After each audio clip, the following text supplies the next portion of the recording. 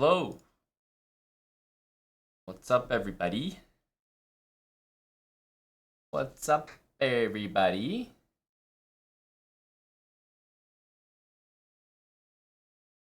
Thanks, Jimster. Thanks for the 30, Jim. Tier 3, 30 months from Jimster. Good afternoon. Hey, Trolleadero.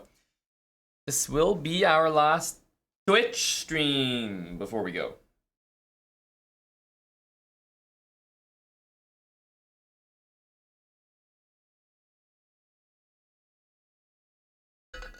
This will be the last one. I'm gonna miss you guys, but only some of you. The rest of you I'll either not miss, or I'll see in Europe. You know who you are. You know which one of those things applies to you. SOB, thanks for the 29 months. Hey, Panther. Is that right, Trolleadero? Looking forward then, buddy. Awesome. Tell you that I'm gonna miss you. No, I don't speak to plebs that way. That's just not what I do. It's not. It goes against every fiber of my being. I'll tell you what. I'll tell you that you miss me. And you tell me that I'll miss you. How about that? Call it even. It is Amon's Jam Victor. Hello, Tommy. Hello to Mattis.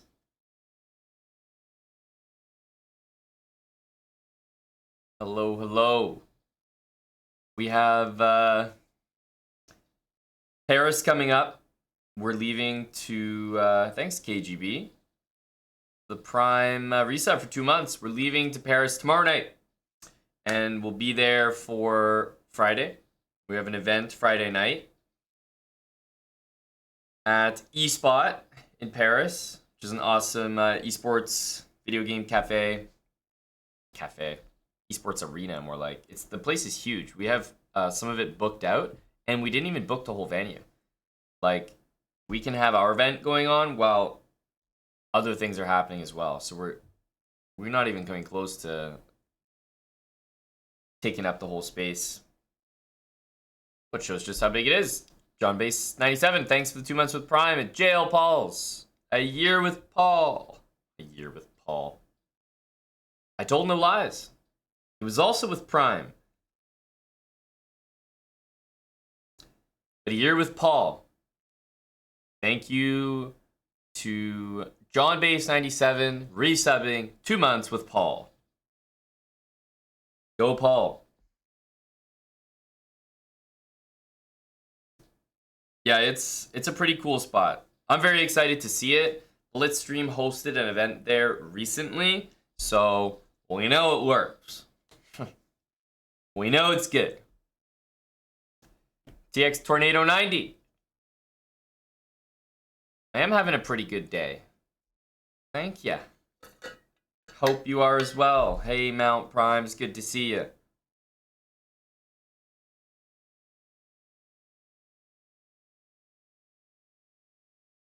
What the flying fuck is going on? Hello, Lolly. Hello, hello. Anyone want to play a game? Take some challenges here. Our last challenges before EU. I need a warm-up. Hello, Harry Osborne. Exclamation mark challenge.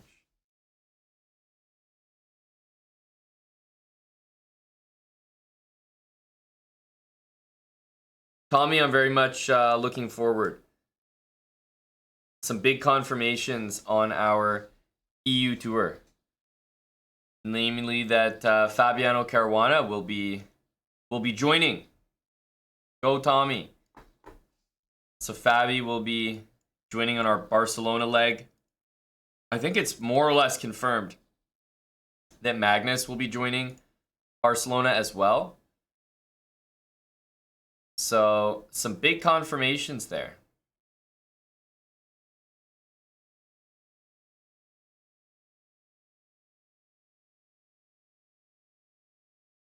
But Barcelona, I think, will be the busiest part of the trip based on the names that I just mentioned. Obviously, but I think it's, one of the more popular destinations, also later in July. So Barcelona should be very busy. Berlin will also be busy. But we're going Paris, London, Berlin, Barcelona. So starting in Paris, ending in Barcelona. We have exclamation mark London, which will tell you about the second part of our trip. And then exclamation mark tickets to buy tickets to the first part in Paris. We're going to do an IRL sub battle and meet up with Blitzstream. Should be very fun.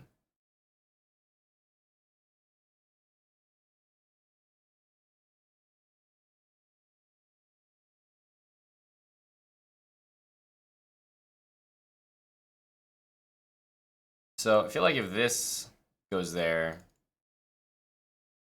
Okay, so let's hit these. Now this is basically forced.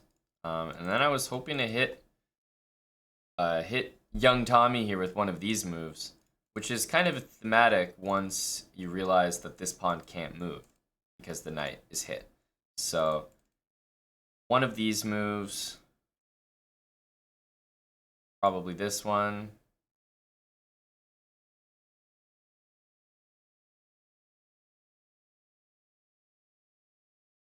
This is a very typical idea.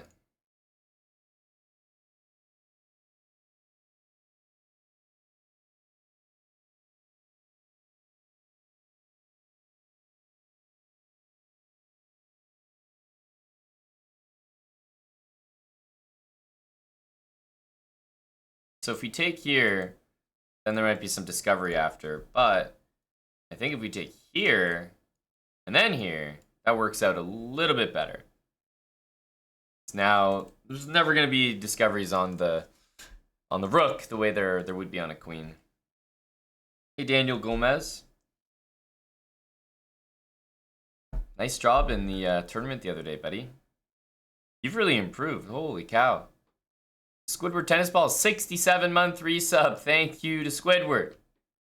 I think probably take this and bring the king out. Challenge the open file. Cream Elite Sauce. 77 months subbed here on Twitch. Thank you to Cream Elite Sauce. Okay, assume that this will happen, but I'd rather have maybe an open file here.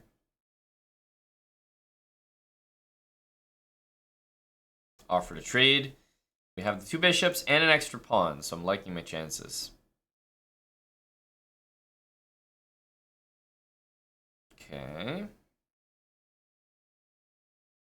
I brought my king here to stop rook c7.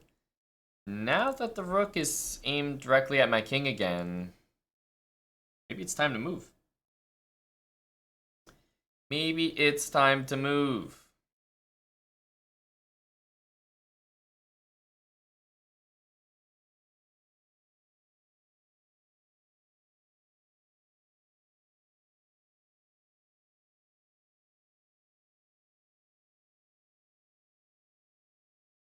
I'll bring the knight to e8. Maybe out here. Surprisingly, e5 is a move that I may actually want to play. Right here looks mildly annoying. Doesn't it? Doesn't really win anything in terms of material, but it does win my bishop, so I go ahead and try to keep the bishop just for now. Like bishop back to a8. Okay, I know it looks weird, but I think I actually do want to play this move. Let's go here. You can't really play f4 because of this pawn. Okay, definitely keep that bishop. And where's this knight going? It's on a slow journey, but it is joining the fray.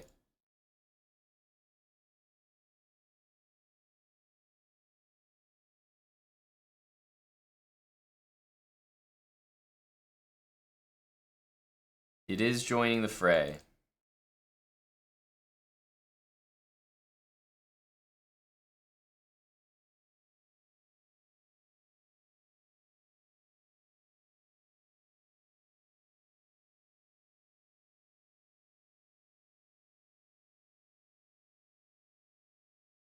Even though it's 2 pieces for a rook here, I think the rook dominates.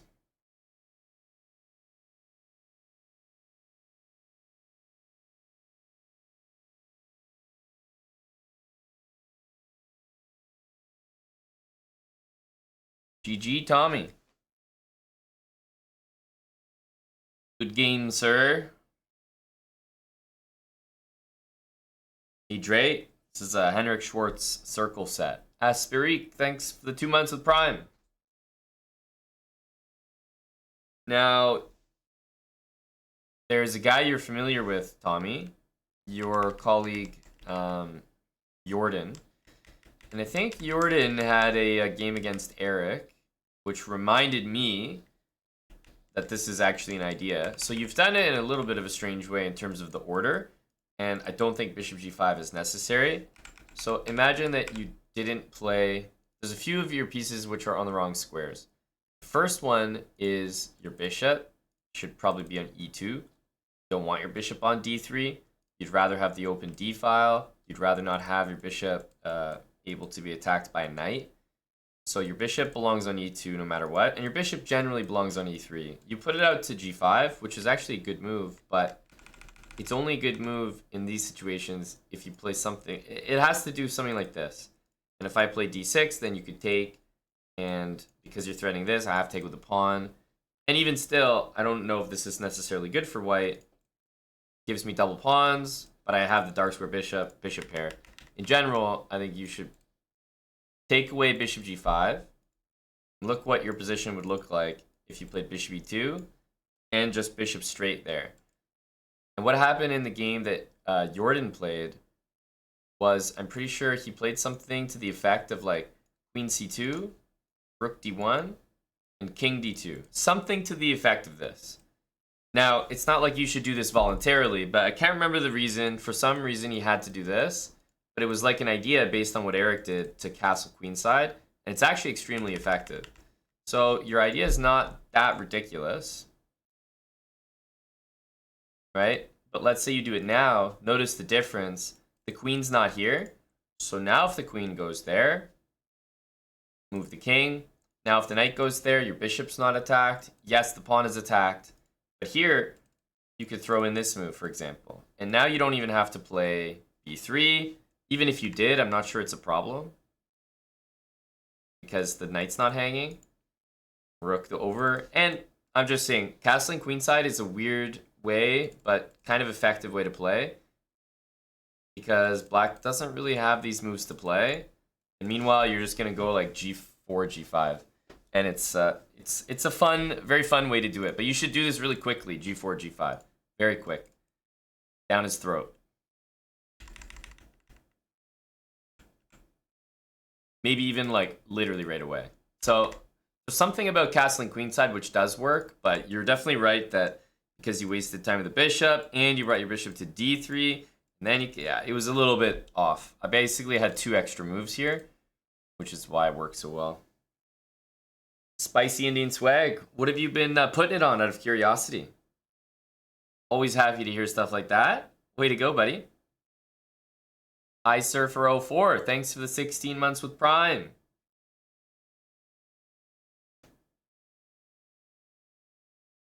You fell asleep to the stream the other day. Did you wake up to it today? Oh, it's big Johnny Jizz. 10 months with Prime from Johnny Jizz.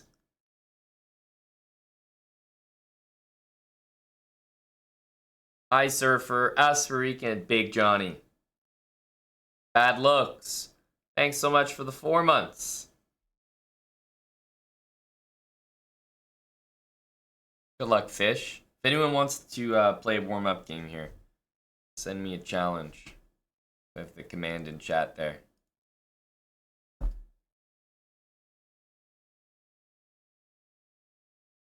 Oh, golf.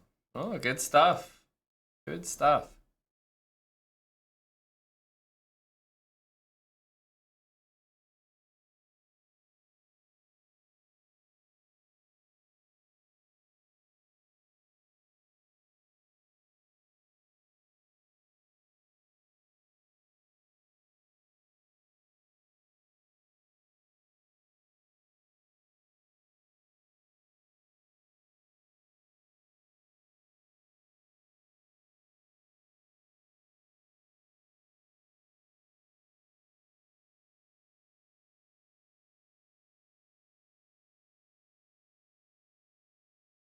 Queen b3, huh?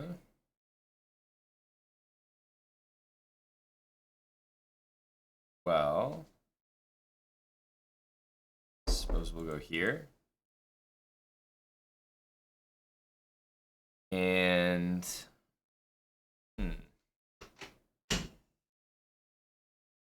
follow with e6. Seems okay to me. Seems okay to me.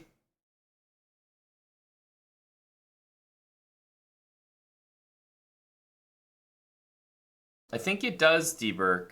But if I'm not mistaken, the way that it seems to be doing it is actually by email. Some people have said they've gotten emails.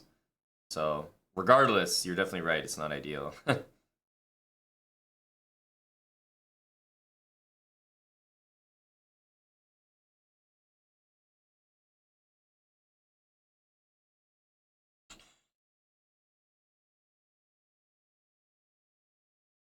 Okay, we got to go here. Would love to take, but taking on e5, pawn takes.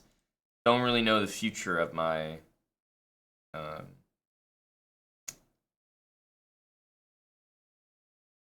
d pawn.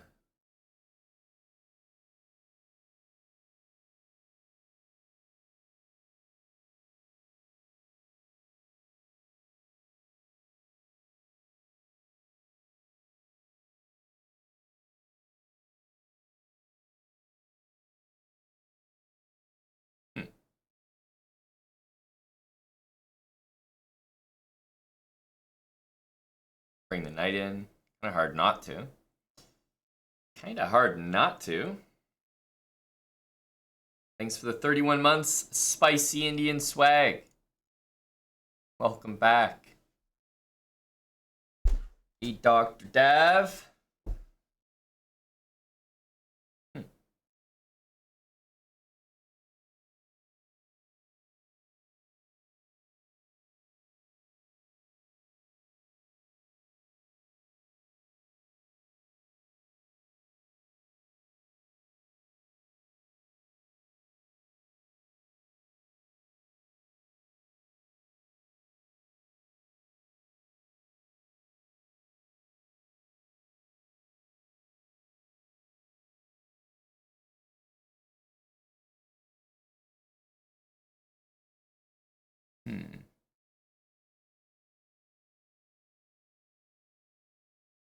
Maybe just grab it.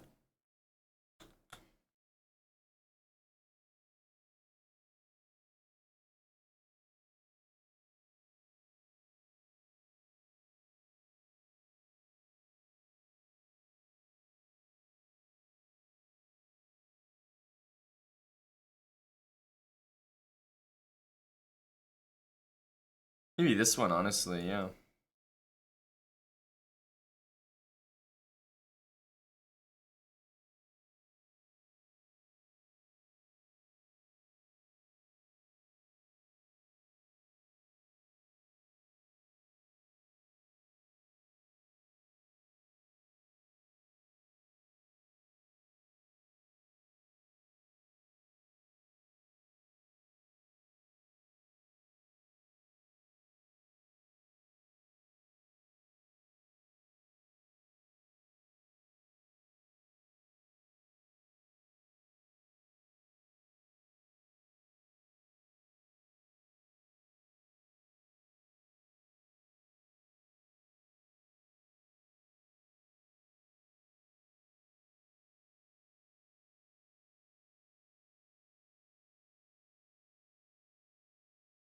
Is it as easy as going over to pick up this pawn? I'm not sure.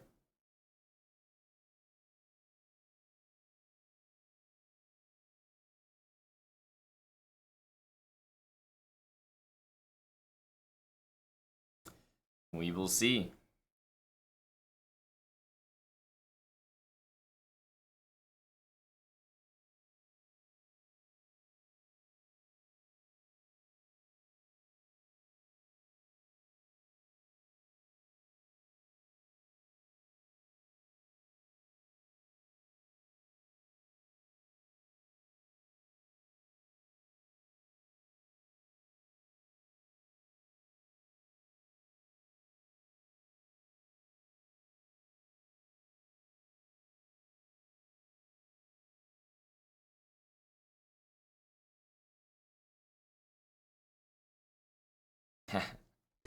Had to try to go for the win there. GG fish. Too slow today. Nicely done. Thought that the opening was a little bit weird for me. Because if I'm not mistaken, Queen B3 feels a little wrong. Like, why? I wondered why Queen B3. Can you just do your... Because it looked like you wanted to just do this. And so I was wondering why Queen B3, because it seemed like it just helped my... helped my game. And then I did this, and then I was like, wait a minute. Because if I take... This is probably the smart thing to do, but I couldn't wrap my head around maybe potentially losing a pawn here. But I'm sure the engine will dispute that. But then here, you know, if white gets this and this and I have to waste time, obviously white's doing well. So then this was back in the good books here. But I think the whole point of playing this line is to play knight d3. I think I mentioned this a few times. Knight d3 is like the move. So I always feel that if I get knight d3, then the game is just golden. So if you go knight d3 right now, and your queen shouldn't be here. Your queen should be back here because it's quite useful on this side of the board. But the point is, you go knight d3, it's like it just controls literally all the golden squares. Watches b2 as well. So the queen can be back here. And then you go f3, and you want to have this. And then the point is you go g4, and you ruin the pawns like that. So I thought you were going to go knight d3 here, because the way you had set up the game thus far seemed like... almost seemed like you were playing something that I usually play on stream. And this... well, I assume this is around even. I decided to trade the queens, but I'm much worse in this endgame, objectively. I got a little lucky the way you played it. And obviously black's better, but got a little lucky the way it was played. Nicely done, though. That's why we have the chat here to warm me up. Got to take our losses against 2100s and 1500s and 700s, not 2700s. So thank you. I love stress. Thanks for the 8 months. Hey, KC, New York. 5 years, eh? It is. KC, New York. Thanks so much, buddy. 60 months, tier 2.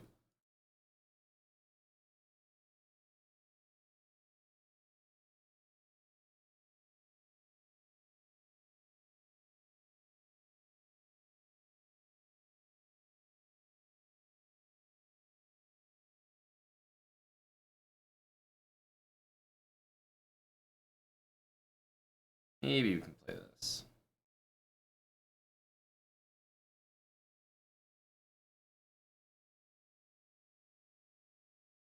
Cha-cha chess, thanks to the 17 months.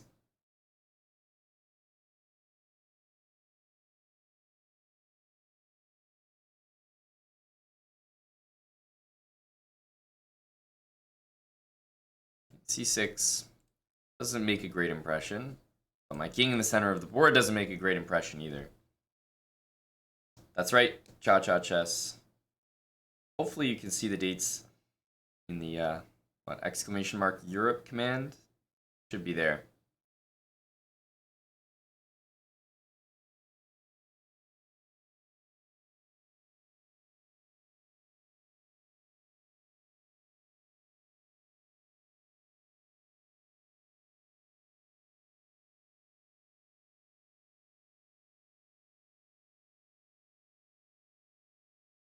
Yes. July 7th. July 7th is Paris.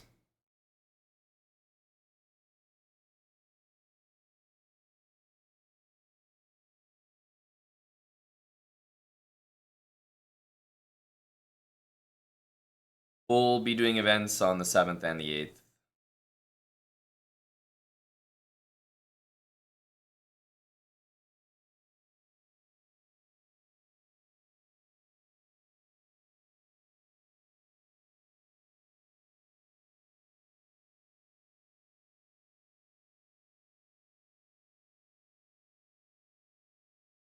I want to play F3, I suppose.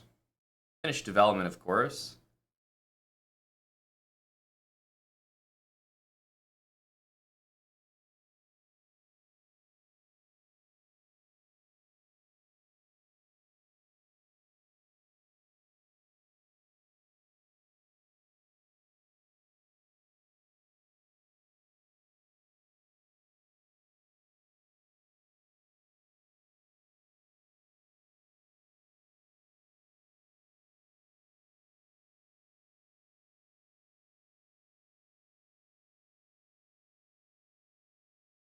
G5 is not really loose right now.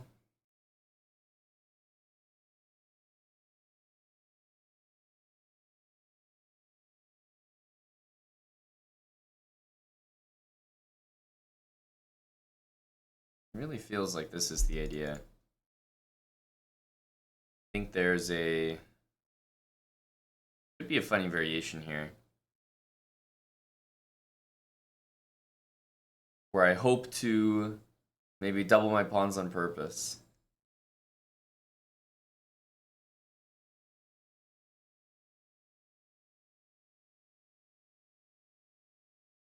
I think this one makes sense.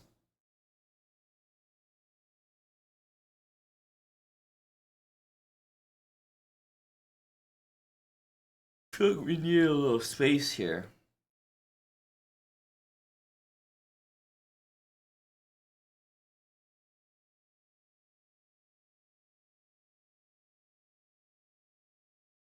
I mean, it'd be nice to be developed as well, but you can't have everything, can you? I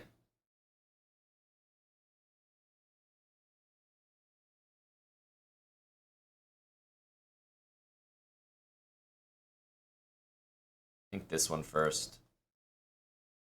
Queen here, knight d2. Like, I mean, I guess I can also develop like that.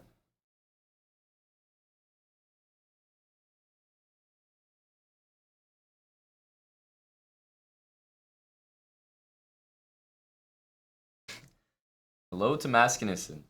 Yeah, I'm remembering that now. This is the perfect score, Chad. Can I even play this? Probably not, yeah? The professional move is knight here. And then to play knight e4. I think that one was okay, but the pros play this.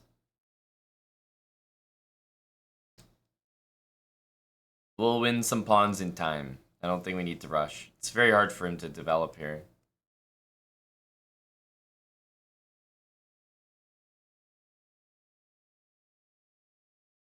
I think let's push.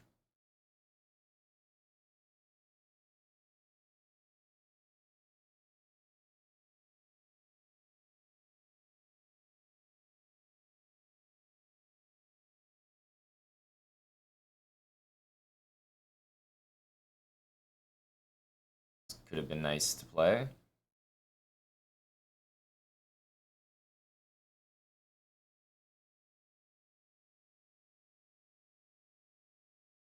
Could have been nice to play. Hey, GG, Daniel. Thanks for the game, buddy.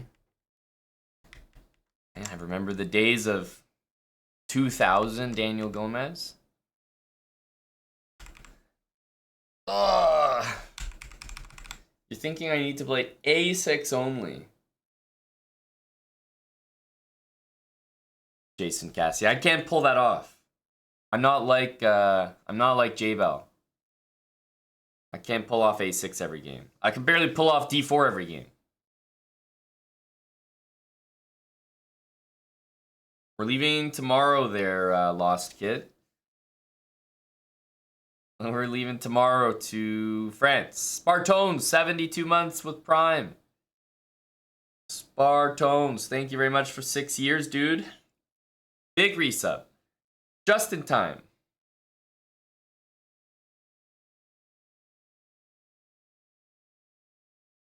You never faced that setup? I'll be honest with you, Daniel Gomez. I've never played this setup either. I've seen stuff like it, but it definitely... The way I did it was definitely like, this is not a... this is not a real thing, that's for sure.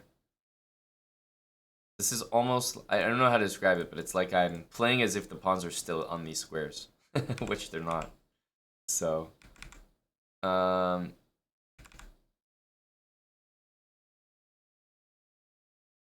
don't know. I thought 94 was reasonable by you. But... And here, if I didn't play f4, I thought your plan was very good. Like, if you played f4, then it's easy for you, right? Bishop f5, and then you're just killing it. So, like, I had to play f4. And again, I felt like I had to do this.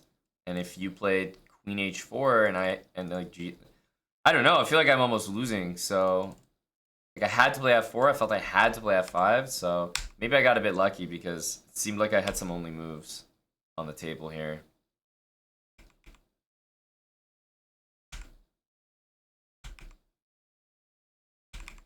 Yeah, and here I probably had a bit better of a way to play, but I turned it into a mess as usual. It's a good game.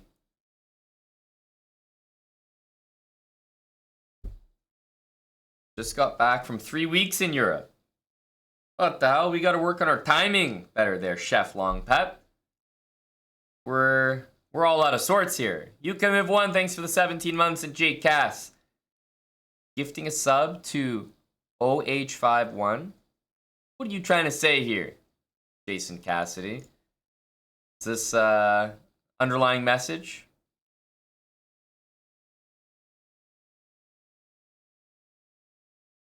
Hello to Sam. Hello to European Sam.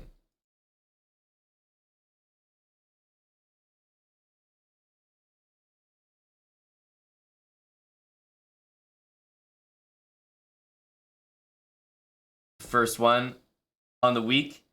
Maybe it'll be the only one, JCass. Thanks, Yami Red, for 9 months. Let's see Wild Hacks handling to London. What's up, big JKA? I managed to handle Daniel Gomez, the 11 out of 11 Underdog Title Tuesday Chad.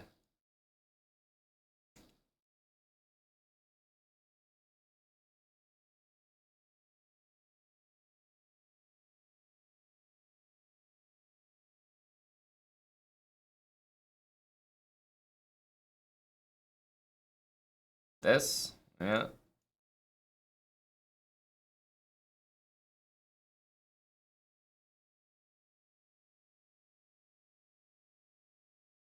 This move is a little bit performative. Like, I think it kind of looks like it does something, but it doesn't. 97.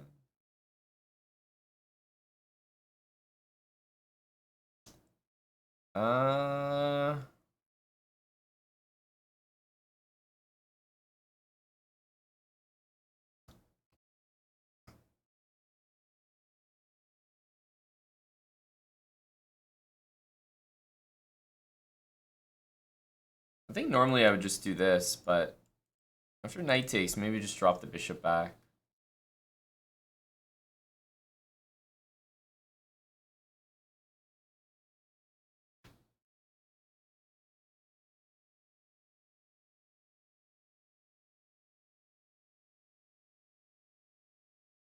We had the same thought, JK. The problem with this is that I didn't know what my next move was gonna be, you know? Like, then this, I thought that guy felt weird, so. Same idea, though.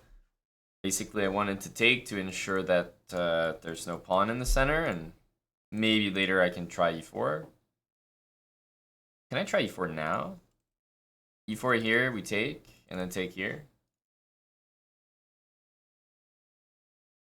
Actually doesn't look that crazy. It feels wrong. Definitely feels like a lot, but let's say bishop here. Can we not do this? And then take, has to deal with that knight, and then we take here. And just develop. That feels pretty good. Yeah, so he takes right away. In my opinion, makes sense.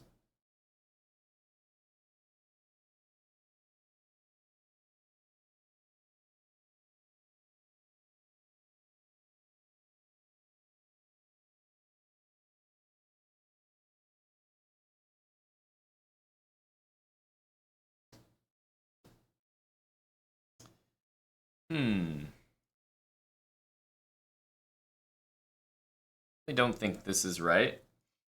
Somehow I'm not a big fan of pawn takes that way. I'm sure I could explain why. Ghosts. Because I know this move is worse, but yeah, it looks more solid.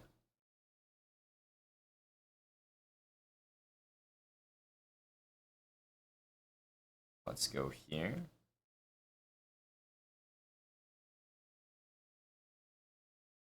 Don't really like the rook on c3. Like, I assume this is happening next. Maybe the answer was to go here.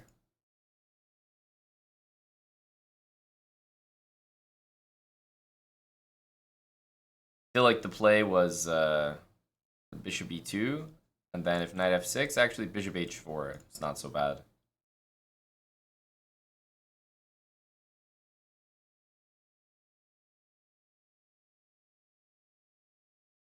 Wow, that is definitely an interesting move.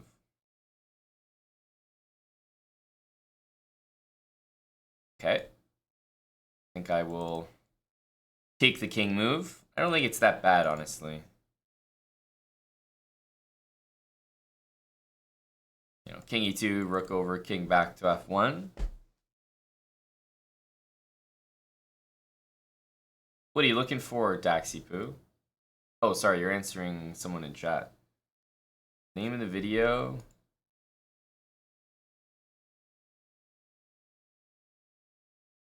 Shot by a professional team.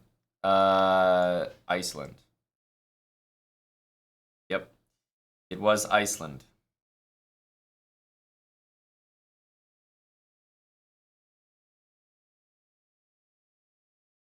I think we can hide our king here.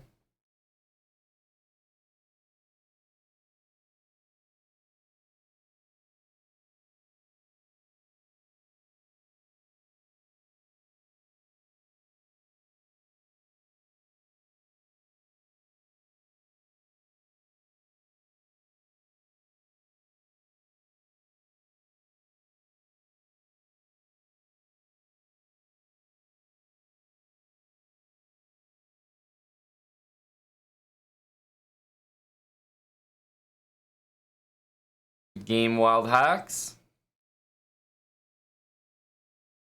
An unusual blunder for sure, because it seemed like you had a reasonable grasp on the game. Just like completely forgot about the rook or something. Because I think you should be doing pretty okay here. Should be around equal. This is the kind of situation where, like, yeah, definitely feel like this is the best move, but rook c3 is for sure more my style.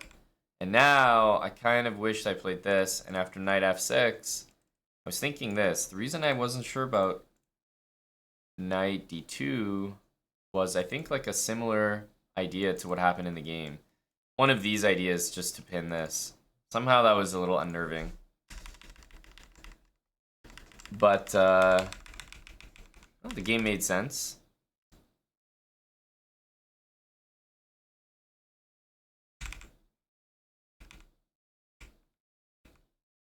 Yeah, I think pawn takes was the way to go. Here, I could have also just gone bishop d3 and bishop check, move the king. It's surprisingly decent to play. Yeah, just a big blunder. Yeah, I think moving rook, or obviously here I was planning to go bishop back. And I think we're slightly better. Almost nothing. Thank you, I love stress. It's a Henrik playlist. Orphan420, thanks for the 5 months with Prime. And Apaskawi, thanks for the brand new Prime sub. JT Foxy, 15 months. I got, well, you succeeded in that, didn't you, Wild Hacks? You succeeded. All right, spicy Indian swag. Let's see it. Good luck, dude.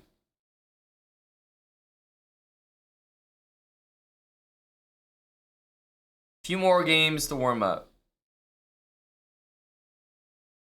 Did you like that word, Tommy? Okay. Hey, Hotes. Good luck.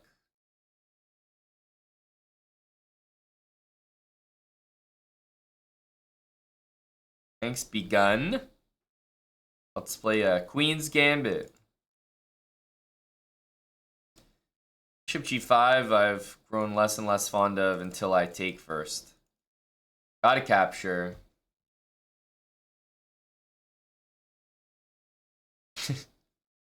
Your mom's dream, an Indian abortion. Alright, Ahote, what's going on here? I'm taking, you're taking, and I'm taking. What's happening? What's really happening here?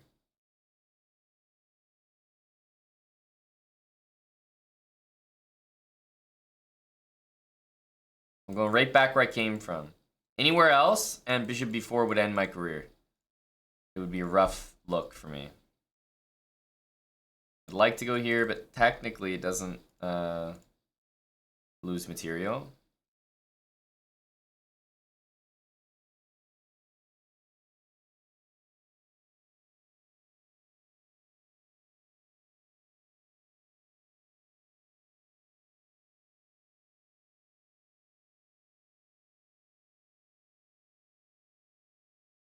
B6.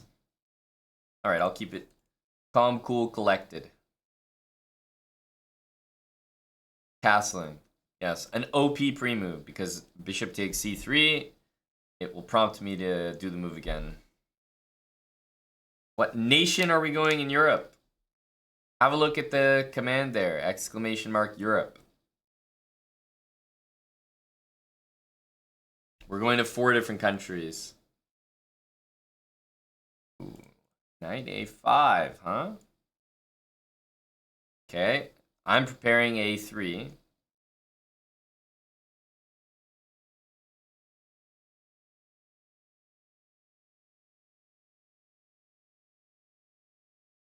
We needed queen takes d4 from Ahote. Lost moves. How can I trust you? You're telling me queen takes d4, you're not even finding the best move. Obviously, whenever you pre-move, you risk something going wrong. But wouldn't you say, lost moves, that queen takes d4 only nets, what, a pawn? What about bishop a3 and bishop takes b2? You're not even locating the best bad move to play. How can I take you seriously? Right here, I think it might be time to hit him with a little d5 and eventually b4.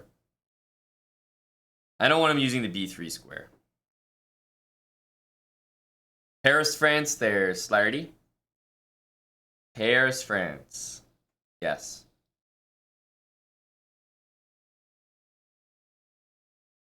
Here, knight b7, I don't know, bishop a6.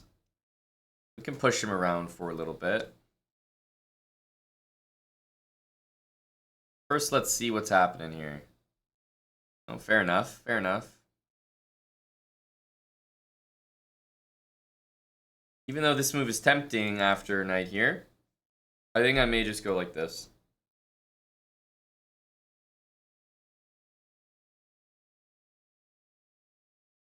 knight is a piece of work there.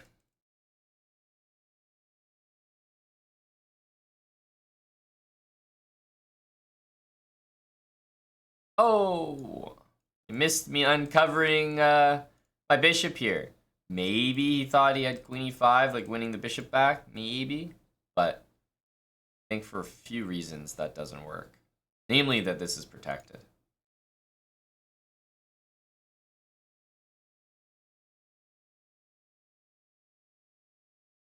So probably just go g3 there.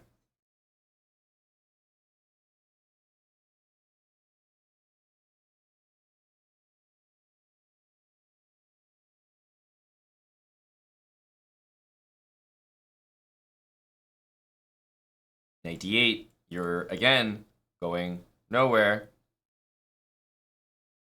Bring my bishop back into the field of view here. Ooh, more light squares for me.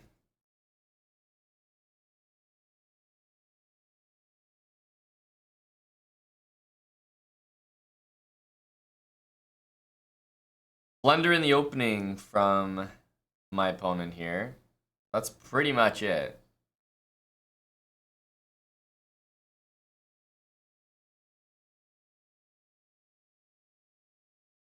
The rook e8. I think we just take that. So that's why rook c8 was played. Makes sense. Just gonna stop knight g5 here. Most unpleasant move.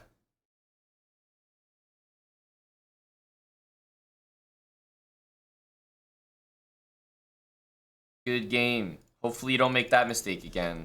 It's well known that as soon as you get pinned in this opening, the threat is not this. The threat is this. The knight's guarding that and the queen's guarding that. And in one move, I can make both of those pieces disappear from the d5 square. So you need to play this, you need to play this, you need to play something that watches over d5 here. Because I'm threatening to divert not only the knight, but also your queen. So h6 is a good move, but play it after you defend the center. Support the center first. c6, bishop e7, castle. You can always play h6, but no need to rush it. And unfortunately here it's just a blunder.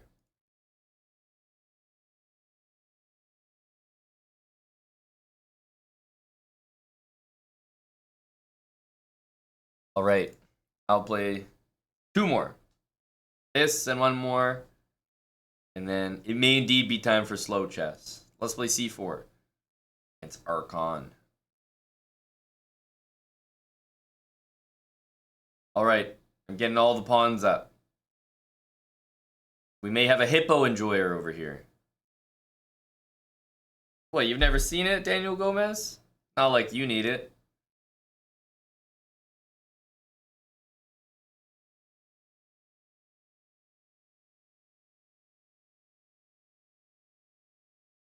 I'm just playing in the most basic way. 4 pieces, 4 pawns. Perfectly layered sandwich.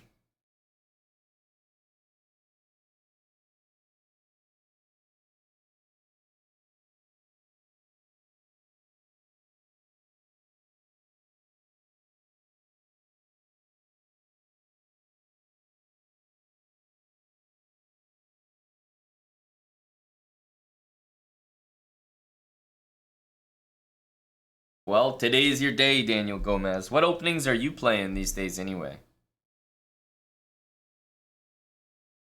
F5. High energy move from Archon. Do we just continue? Good push, of course.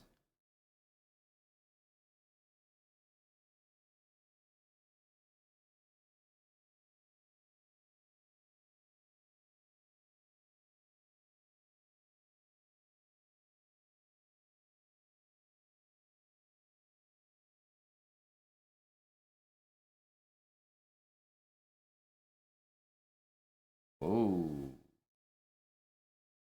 Take on F5, I guess.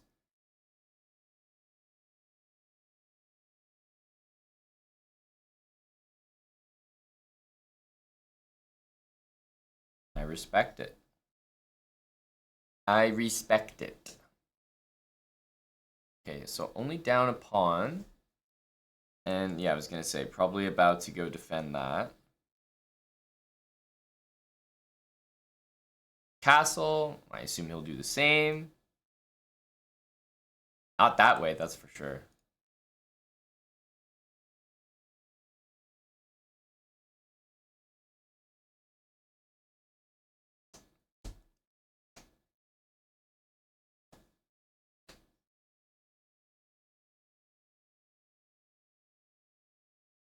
Going for this pawn. Now, if we take right away, he does have knight f2. So, I'm not sure we want to do it. We have a lot of pawns in exchange for that, but it does look like queen e2 is technically the stronger move. Because now we have take, we have bishop f5, and wow, king d7. Holy smokes. I mean, this guy's incredible.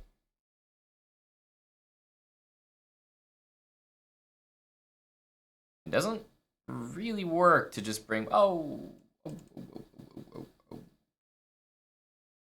Maybe the important finesse. Bishop to f5. Important, yes.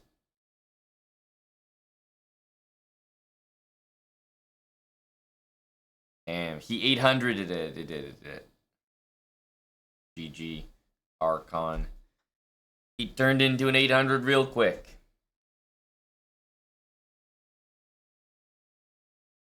Unlucky, buddy. I liked your opening. I liked your energy. Have you been watching Eric's Hippo series? Because he plays this. We have a YouTube series exactly on this opening. So if you like this opening already, then it's a good series to check out. But it sounds like perhaps you may have already found it.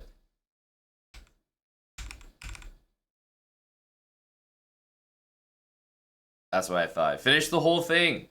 Gains a lot of elo. That's awesome. So wait, do you play a different time control? Because you're 800 here. Do you happen to just be 800 on the dot? Oh, okay. Yeah, I thought maybe your account was like new or something, but got it. You just happen to be exactly 800.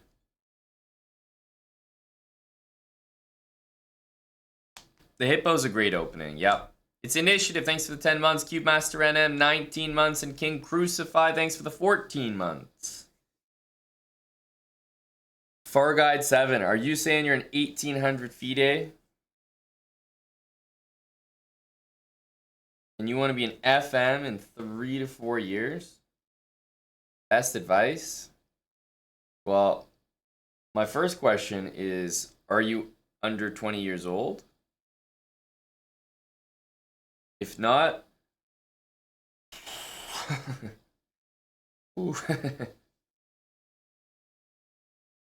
21. I'm sorry. Just missed the cutoff. You just missed the cutoff. Too bad. Unlucky, buddy. Should have asked me a year and a half ago. Would have had a perfect plan for you to do it, but over 20, too old. Sorry, washed.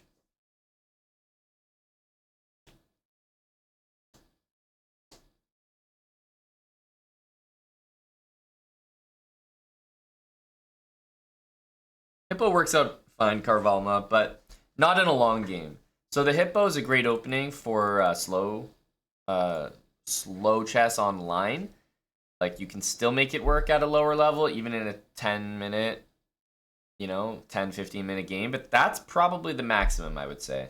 For the most part, you're handing your opponent space and opening advantage. So you'd have to really watch the videos that Eric puts out and really get in tune with how he plays it. Because it's an acquired taste for sure.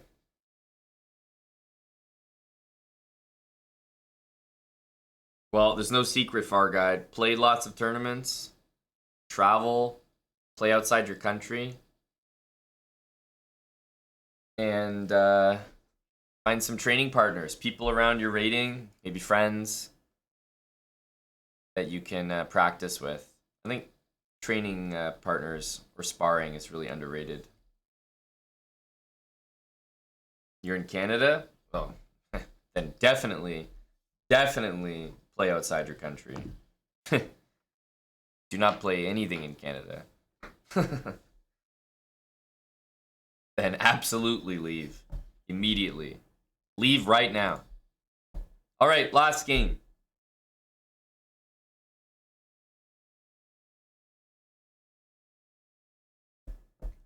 Good luck, Lost Moose.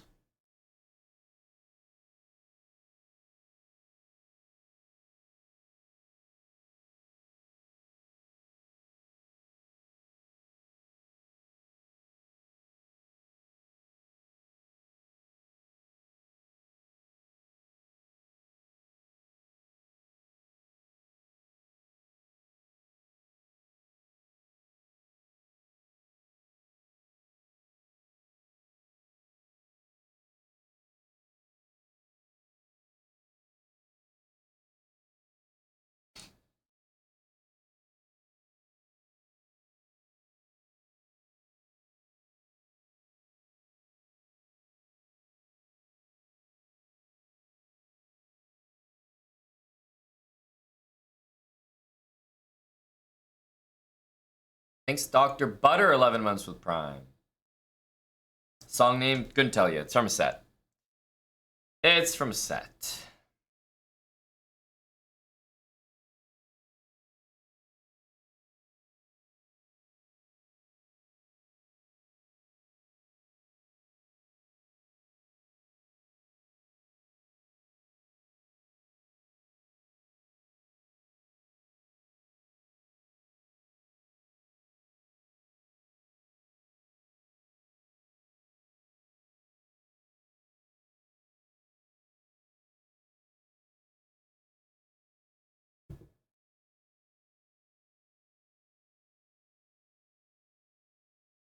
I like this knight. I like it. Playing an Evans Gambit here. I know it doesn't look like it.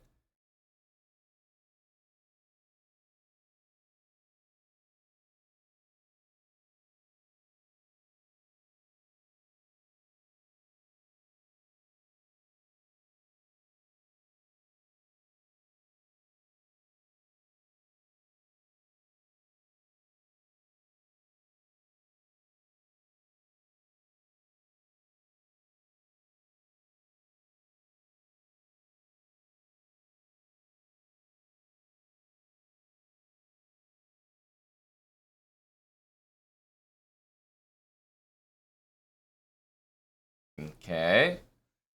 Queen doesn't have a lot of easy squares to reach. I mean, this one does seem to allow a move like this.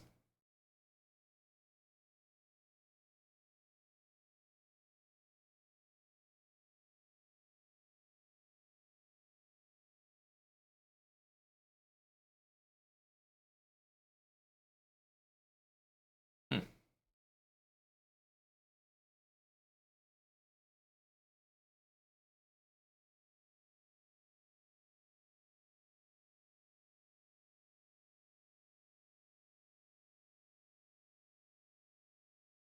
Huh.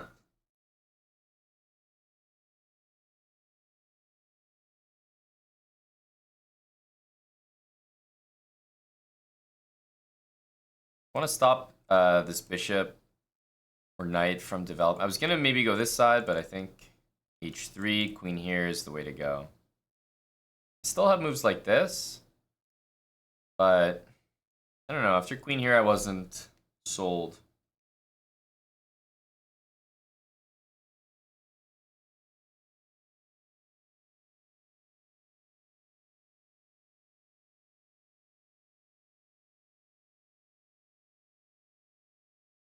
This move is needed. It's gonna stop anyone from using that square pretty nicely.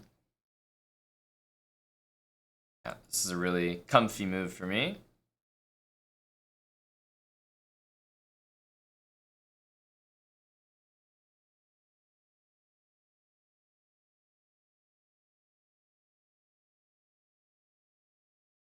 Okay, what's the dealio here? What's the deal here?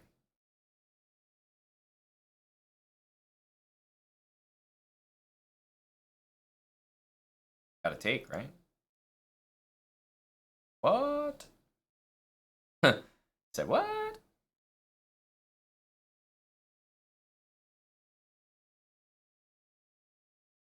I mean, you can't move the queen. So you gotta take it. But that's music to my ears.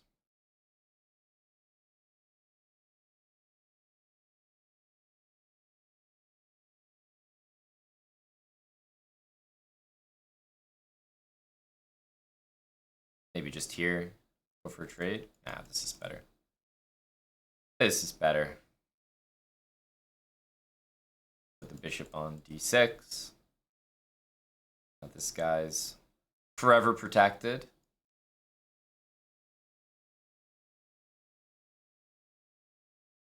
That should be it.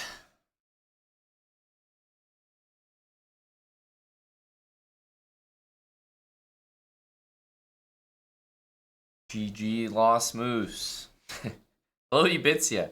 Every time you join the stream, Lost Moose is on screen.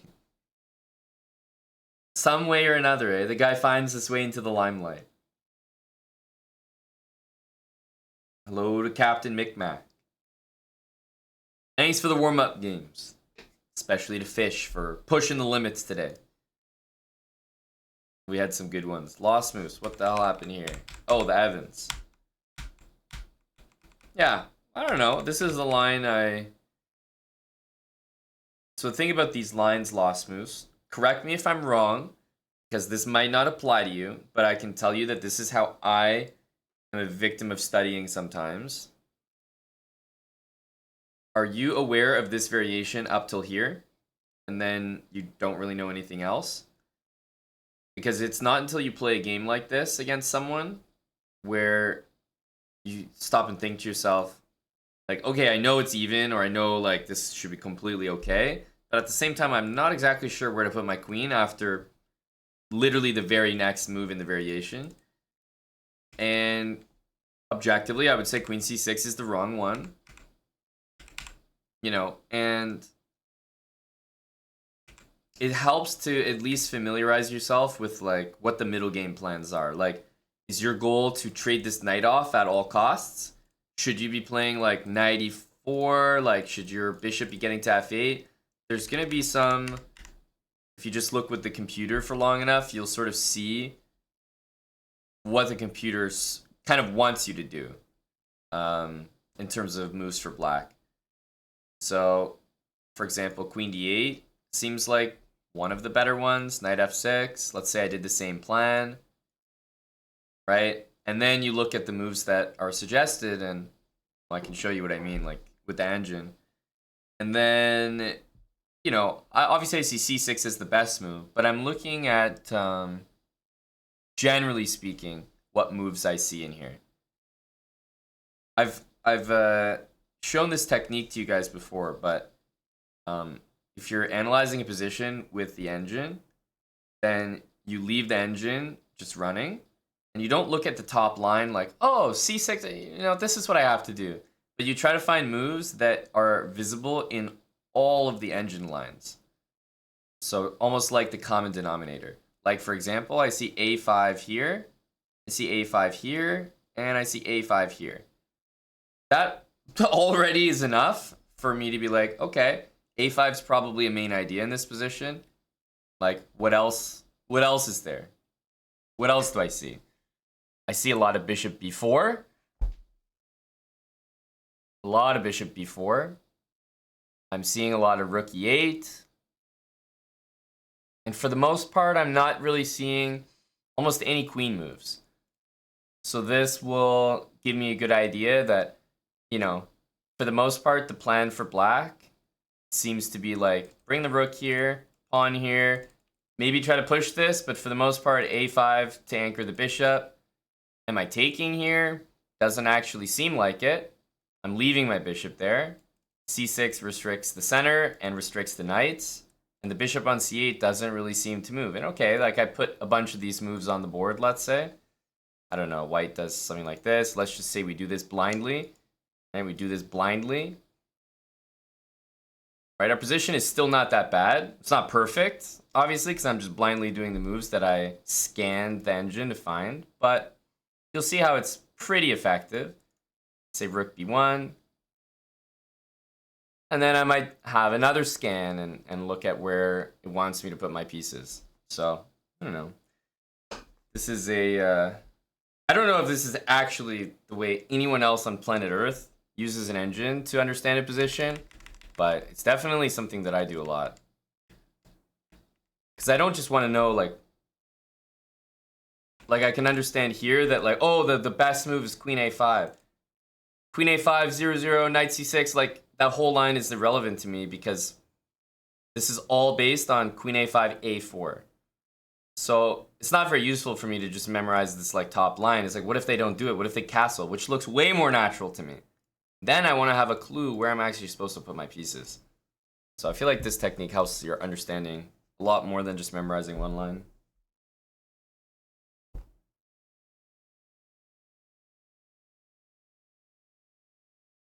Howdy, D-Merc.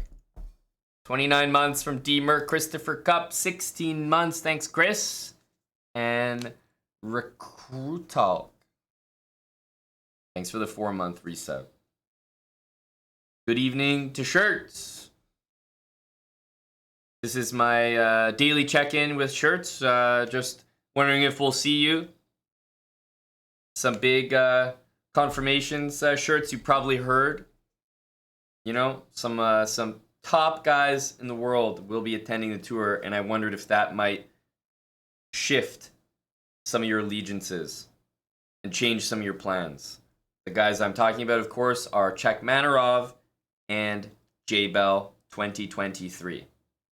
Yes, both of them have confirmed their participation on the Slowbrah EU Tour. So, just wanted to make sure you were aware.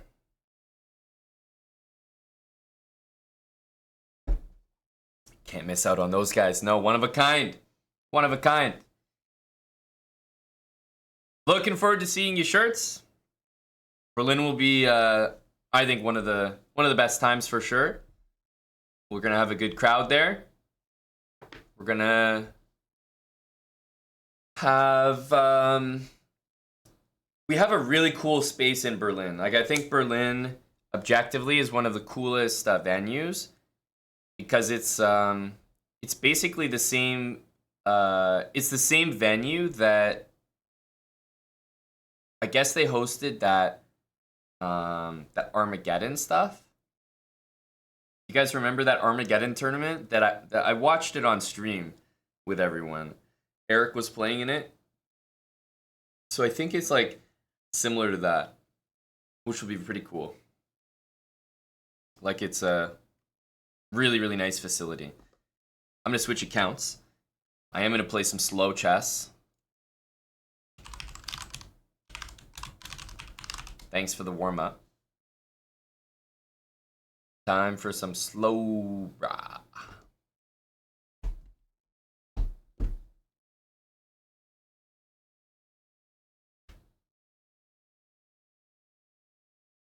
That's right, Lucheco. Still having my coffee here.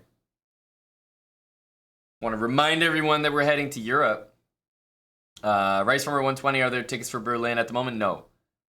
Tickets for Paris? They won't need first tickets part? for Berlin.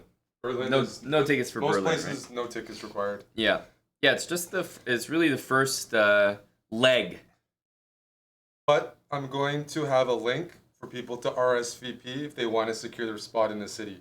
So there's going to be a Google form that'll be released on a YouTube video today where people just want to, like, let us know they're going to be in London or Berlin or Barcelona. So we know because we're not how many charging to entries there. expect. Yeah. If you want to secure that, That makes sense. I'll have that ready momentarily. See, you talk about Berlin and Eric appears. You just mention the word Berlin. You say the word bra and there he is. You're right, it's at that chess club both nights. Yeah. No, that's very exciting. I haven't seen it yet, but it's definitely a new facility. and they've been hosting some serious events there. So they have a lot of space, brand new. Mattis, keep cycling that command. Every 5 minutes, give it a check. You never know when the new vid's gonna drop. But it sounds like Eric has a plan in mind, so you guys can at least let us know if you're gonna show up, because it does help for us to know, like, are 10 people gonna show up? Are 100 people planning to show up? Are 100 ladies planning to show up? You know, it affects whether or not we wear cologne or not. Obviously, for regular swamp ass participants like Thong Me, Mattis, you know, we'd forego the cologne. What was the venue in Barcelona? It's a chess club called Tres Peones. It's we're gonna host the Blitz tournament there, which will be very fun, especially because in Barcelona, Fabiano is gonna be joining us, and if you guys were on a recent stream of ours, although it was hosted on Kick, there was a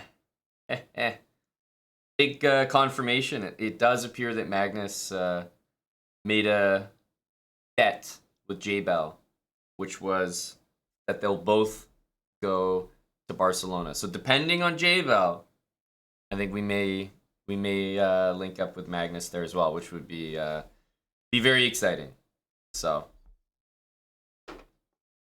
we shall see. All depends on J-Bell.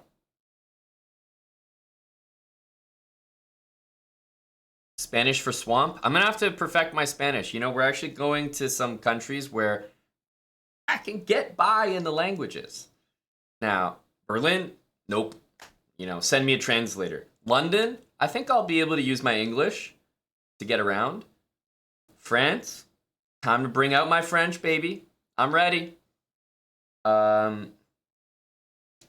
Barcelona, no problem. No problem. You should see Eric and I. Oof, we're real legends in the Spanish language. People know about us. We'll be fine.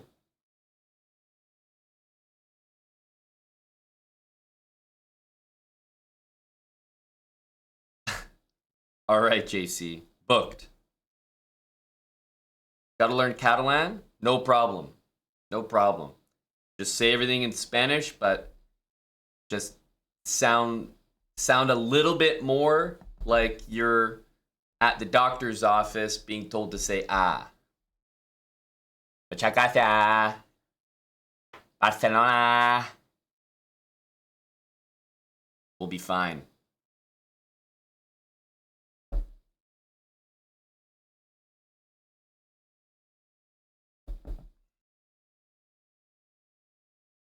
All right. Time for some slow chess. Let me know what openings you guys would like to see. We're at 11:42. All right. See if we can get some, or hopefully instructive games. That would be the best.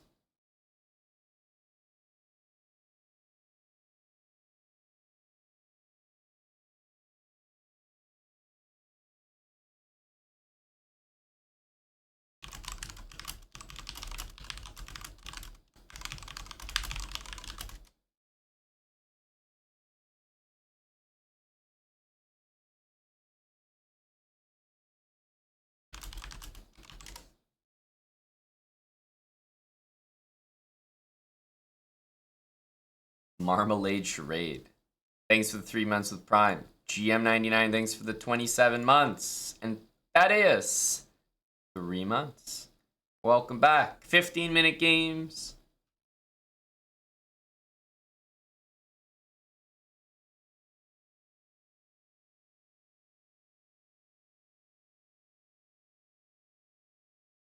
Got a dog named Pep.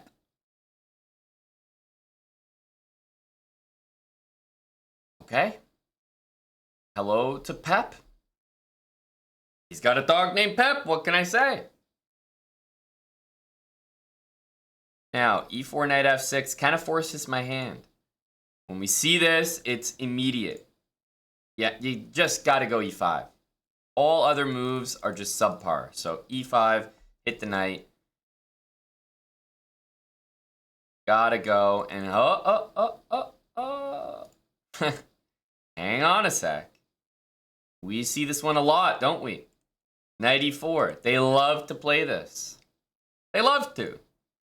Now, it should be noted that they don't have g5 and c5 to go to once we get our pawn on d4. So, although d4 is tempting, I like to go d3, hit the knight, has to go here, then d4. If he returns, well, then I've already got my pawn there. Right? So, yes, you can return, but you can also go to e6. You go to e6, it's like, well, what's stopping me from just going and going and going?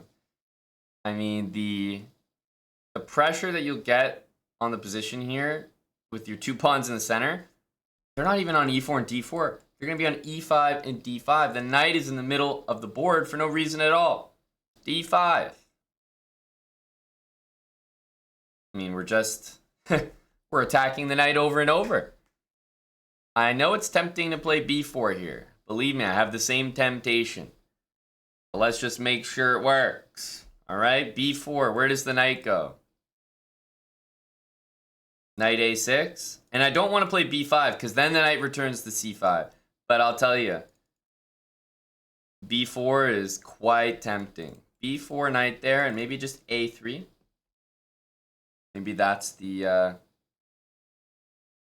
way to do it. Let's keep it going. All the pawns. All the pawns. Why not bishop e3? Well, just looking at the move e6 and defend the knight with the bishop. For the moment, I'd like to keep attacking the knight with my pawns. So again, to keep attacking the knight with my pawns, we're going to play c4. All right, technically, we're attacking that knight. All right, knight b6, c5. I've moved nothing but pawns. My opponent has moved nothing but one knight. Who's going to win? Who's going to emerge victorious from this battle, this fight to the death? I've only moved pawns. He's only moved one knight.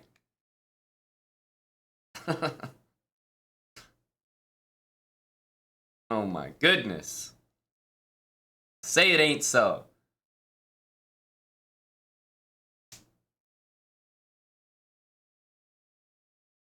All right, finally, he decides to give himself up. And I would just like to share with everyone that on move 9, Black has moved absolutely nothing.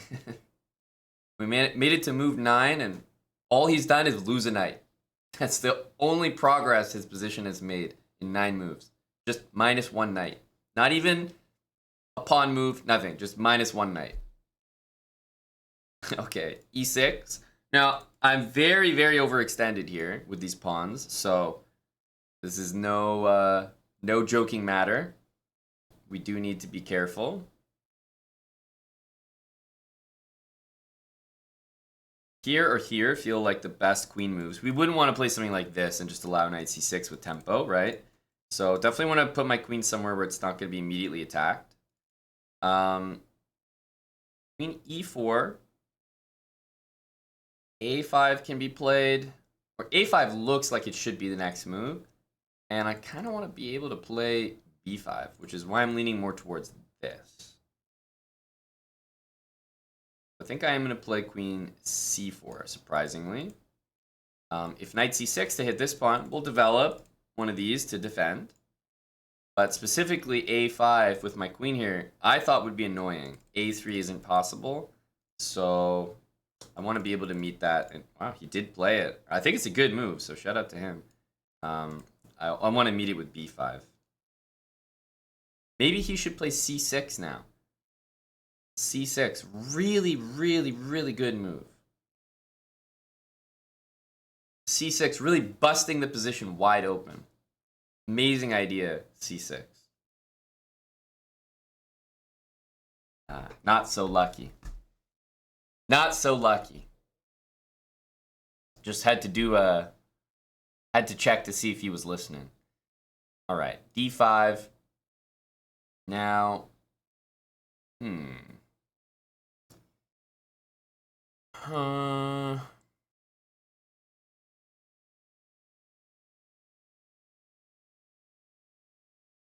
takes. Everybody takes. Has to be bishop captures. I think in that position we could just develop and castle. You know? Try to keep it as simple as possible. There's ideas like maybe to go here, but seems unnecessary to me. Let's capture. So far, I've only moved pawns and my queen. Now, I'm up a pawn, which is like probably the only reason that people might still listen to me and take me seriously. Thank God I am, otherwise, they're like, wait, what? Why should we listen to this clown? He doesn't know what he's doing, breaking every opening principle in the book.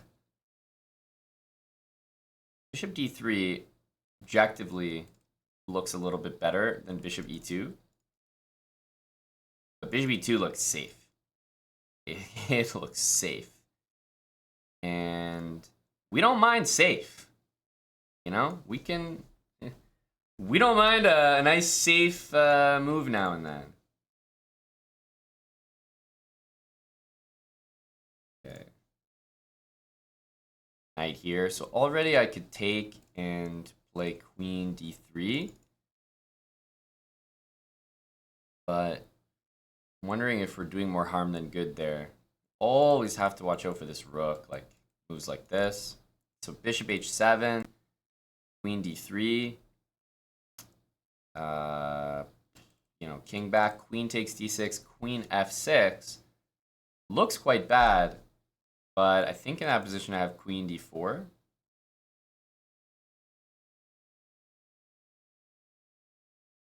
Might just barely work.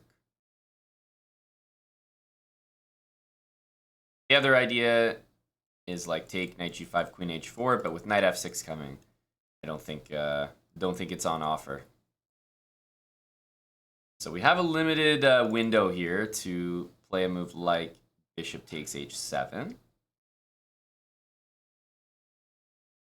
Because queen d3, queen d6 is in the air.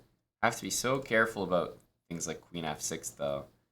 I do think queen d4 holds the fort for us, so to speak. But I have to admit it gives a weird feeling. Like it just barely works. That kind of feeling.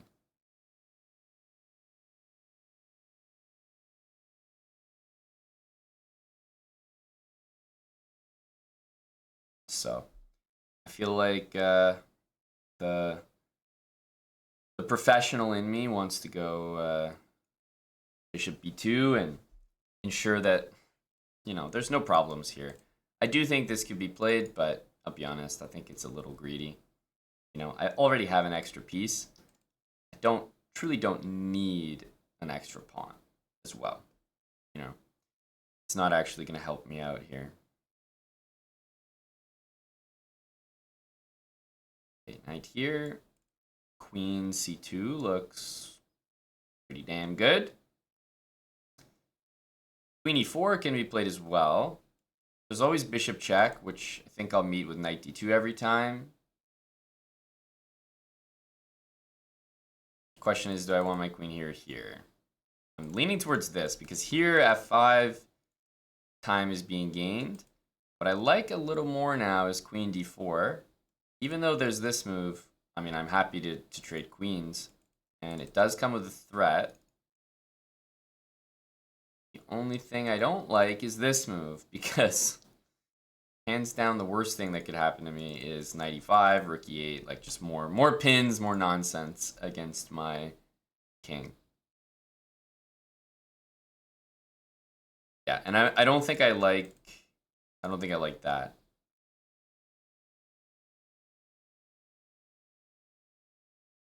So what is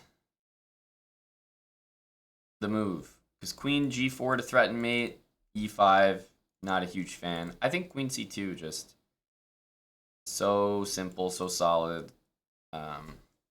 Hits h7, stops knight a4 for whatever that's worth. Keeps our bishop guarded in case maybe bishop b4 check. And on e5, we want to, of course, get castled immediately. Maybe we can throw this check in, but we want to get castled. Thanks, Caveman 1967 for the 53 months. This move looks like a move we will ignore. I know there's a3, but I definitely don't think that's like an insane threat or anything. So that looks like an ignore. Am I tempted to take this first? Absolutely, especially because when the king moves, there's no immediate move to trap my bishop because this pawn is pinned. So I'm definitely interested. I'm interested.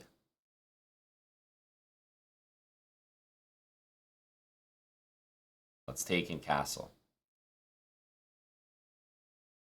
A3. We have squares for our bishop. I think I'm going to choose d4.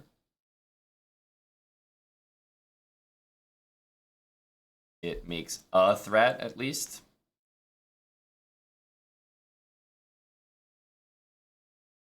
It's the knight. Our rook comes to d1. Our knight wants to develop at last. And still, I don't think our bishop on h7 is in too much trouble. f5, bishop g6. Yeah, again, this queen just doesn't have access to any of the squares out here, which would be the only things that would be dangerous.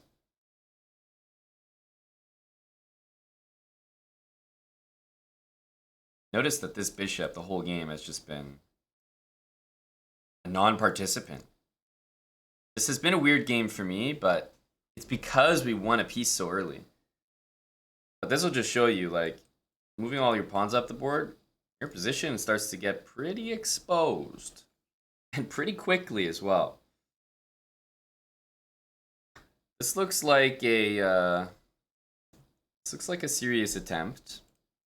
So knight takes, which is the move I want to play. Queen h4, hitting both of my bishops. Would be a little dicey, in my opinion.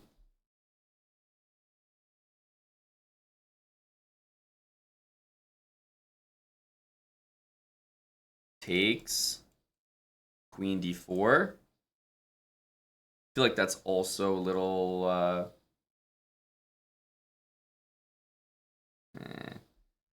things are kind of hanging where we don't want them to be.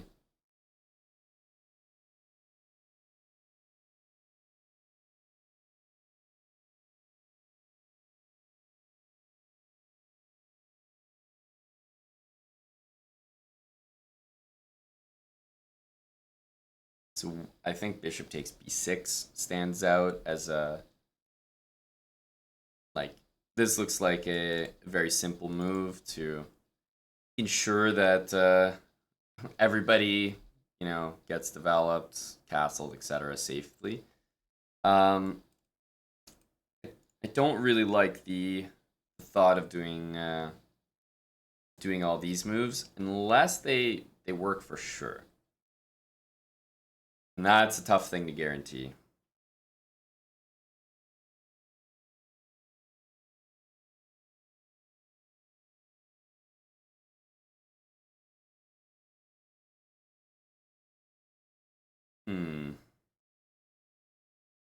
I'm cooking something up, though. I'm cooking up something. Give me a second here.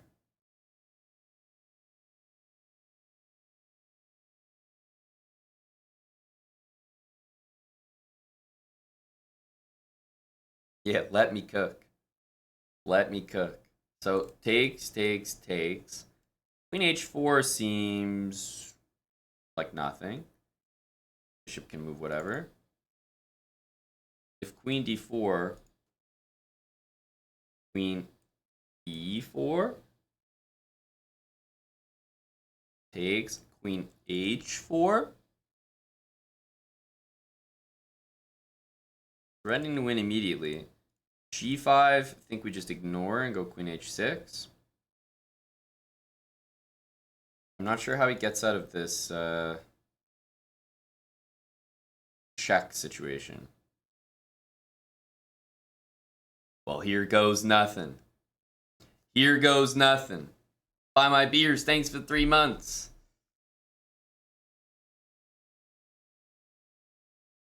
We could be handing back everything we just worked for.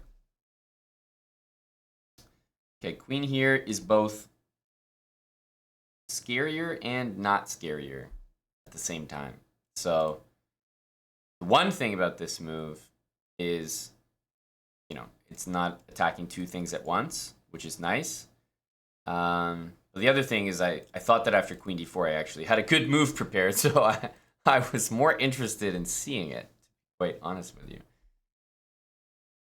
Okay, queen c5 looks tempting, but after knight d7, we're going to have two pieces hanging, so just want to make sure we know what we're doing there.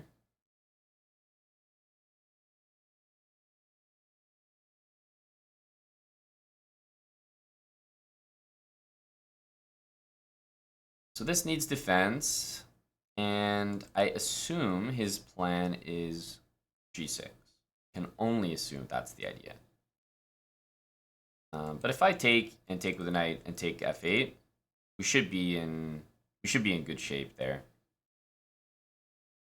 So I think either f4, rook e1, or we somehow make this move work tactically.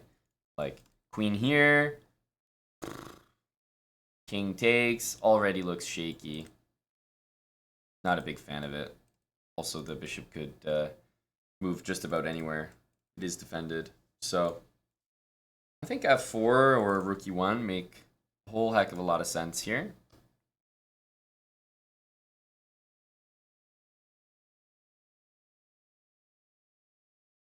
I like rook e1. Rook e1, g6. Probably just take it. Probably just take it. Yeah, f4, I'm not sure I enjoy this diagonal, so let's go rook e1.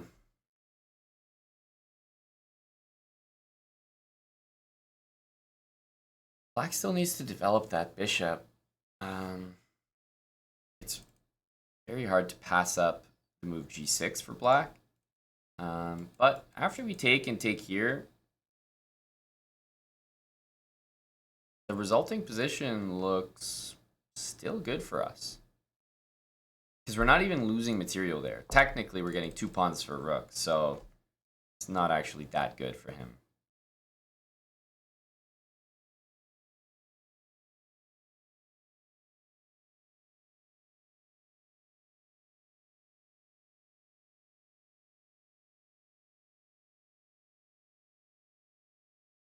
So this will be an important move for my opponent here.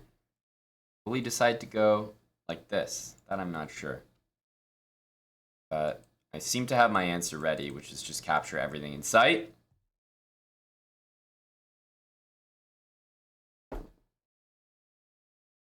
I respect the idea. I respect your vision. I like your vision, brah. But I can't say that I co-sign the idea. So, I mean, if knight takes, queen takes a1. So you can see what he's up to with that move. But remember, he's down a piece right now. So if I take this piece and he takes me on h7, that benefits me. That's good for me. I'm happy with that. So this honestly looks like a fancy way of saying you want to trade pieces. And I'm all for it. Taking here, queen takes a1 does not look... Unfortunately, it does not look good enough. Much as I would like it to work. So let's take this. And let's get developed.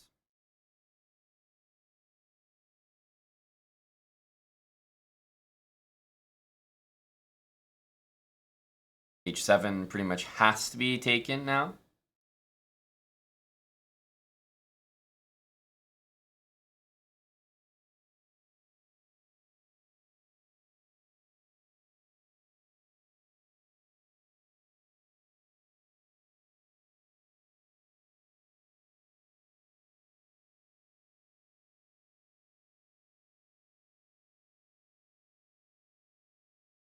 Bishop b6 first. I just go anywhere here. The bishop's defended. But I have a weird move I could do now. I could play maybe knight takes a3. And then queen b4. And strangely enough, it is actually forking both of the rooks. We could also go queen d3 and just take it more normally, but there seems to be bishop f5. So I believe that this move works with queen b4. Because now that the king has, well, moved away from g8, whether it's on h7 or h8, the rook is loose, shall we say.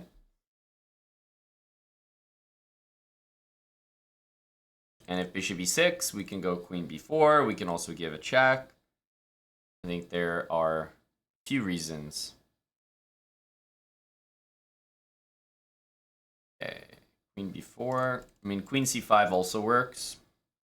To me, I don't see a big difference. And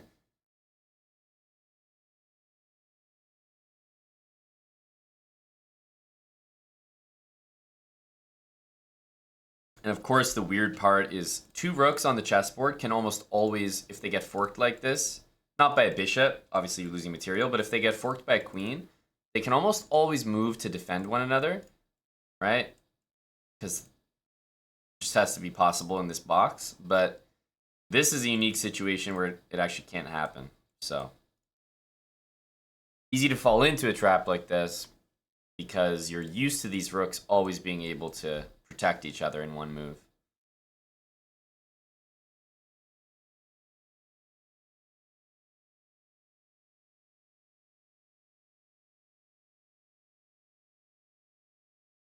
Yep, I think he definitely should have played rook e8 there. And I guess the nice thing for me is it seemed to simplify everything. Like, I would have rook against the bishop plus an outside pass pawn, and I just didn't see any threats for a queen and bishop to make all on their own. So now he goes here, and you guys can maybe realize that if he had done this first, then at least he could have taken that. Which, of course, reminds me that queen c5 was better than queen b4, right? Technically, to defend the knight. But now, don't think we have a very difficult job. Bring this rook over to defend.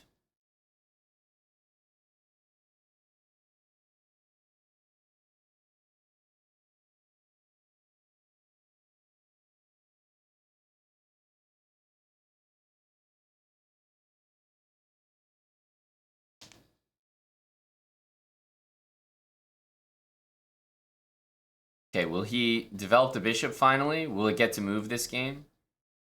I think I'm kind of threatening knight to one of these squares. In particular, knight g4. Because then the queen is attacked with check, and the rook is being hit, so.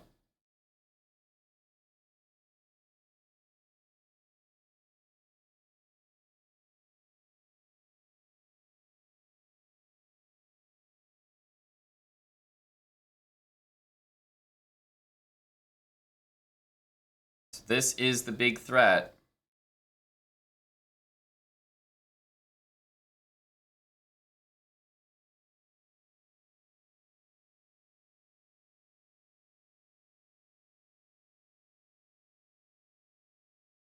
He's having to think here, but he's down a rook now. And a pawn, I should also mention.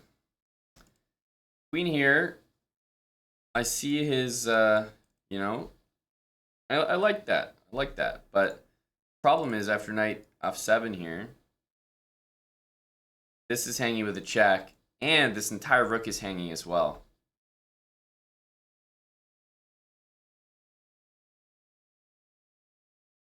Yeah, right idea, but and also my rook's even defended in case that mattered.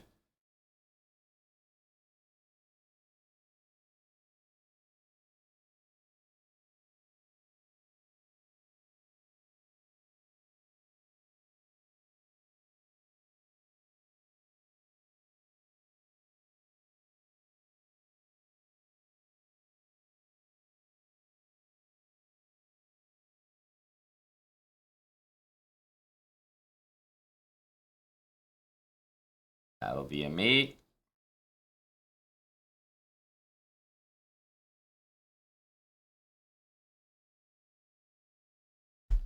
Hello to grilled peppers. Tour should be fun, buddy. I'm playing a guy named Got a Dog named Pep. Are you by any chance this guy's dog? We'll have to investigate. Thank you to Grilled Pep. Now, I thought he played a fantastic game after he hung a piece. But the thing about players like under 1200 here, when they play this move in the opening, it's not because they know they're playing this opening and they're intending to. No, it's usually because they're just playing the knight maybe too quickly. And against this move, they're already much worse because most of them don't even play this. I don't think you should ever play an opening that doesn't take the center in some way. Even against d4, knight f6 kind of takes the center. But this move, it just allows e5. And, I mean, we moved all pawns, and we ended up winning a piece. Kind of a disaster. So, most people who play knight f6 are just not thinking, honestly. So you can punish them really hard. But I thought he played really well after this. Like, we were really calculating here. Probably after this, I would recommend, like, not taking h7 and just castling. Like, it just makes your life easier. I thought his move a3 and e5 was definitely the right idea. I decided to go for this. I think it works out, but it needs some calculation. After queen d4, there are moves to play here, but they all have the same idea for white, which is like if you miss this, then you kind of miss the whole point, and probably you blundered by doing this. So queen e4 is the move here. If queen takes, queen h4, and I think it is going to be mate. So. GG though. GG.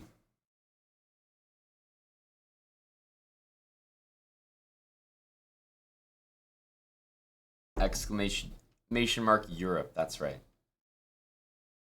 We're leaving tomorrow evening. Our first event is in Paris. There are tickets available. They're only 10 euros. Exclamation mark tickets. Let me show you what the page looks like.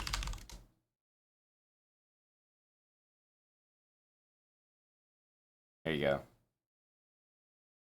go. Yeah, Chess Prob List Stream Meetup. There's also...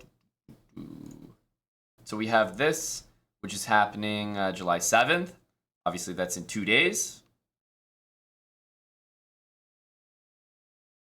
And you will need a ticket for this event, but it's only 10 euros. Hopefully not too bad.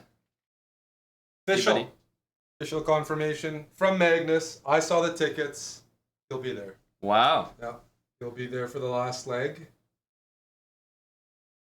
Not sure when and where and part of that, but he'll be in the city. He'll be part of the crew somewhere. Very exciting. So that's official. Full confirmation. Yep.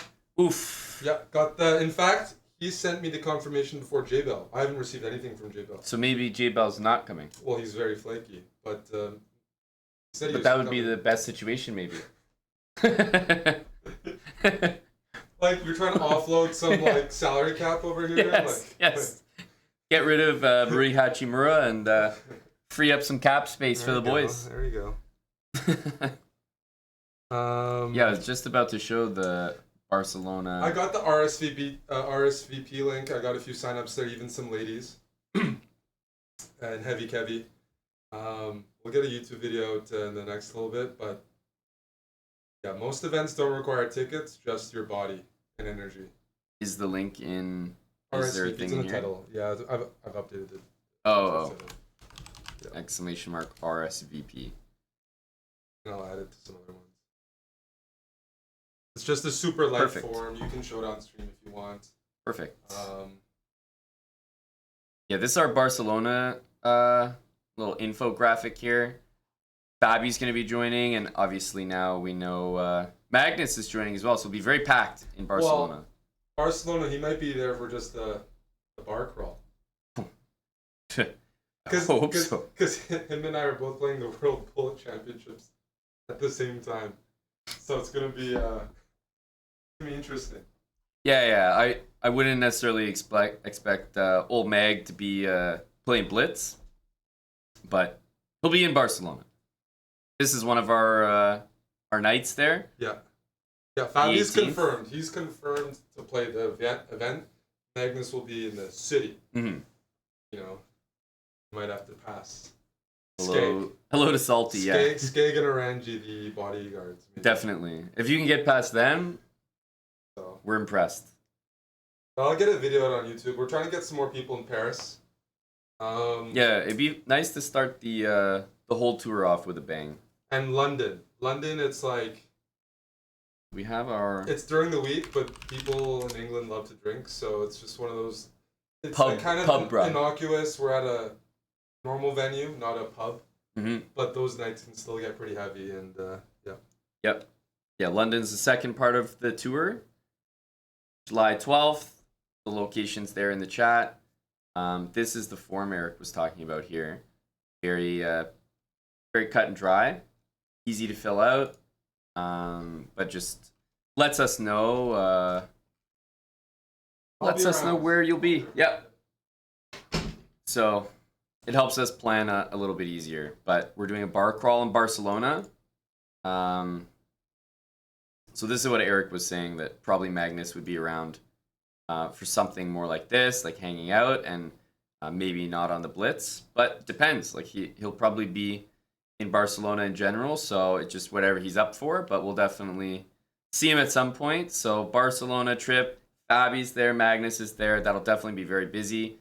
This World Chess Club in Berlin, 14th, 15th. This is what I was saying is one of the newer venues. So if you are in Europe, maybe just attending part of the tour, maybe there for the whole thing, let us know which events you will be attending, because it does really help us plan. We have tickets for the Paris event, this one right here, which you'll need to get. They're 10 euros.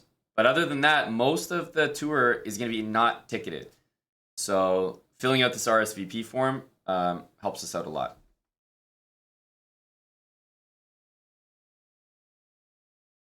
I hope so, buyer. This is the form, exclamation mark RSVP.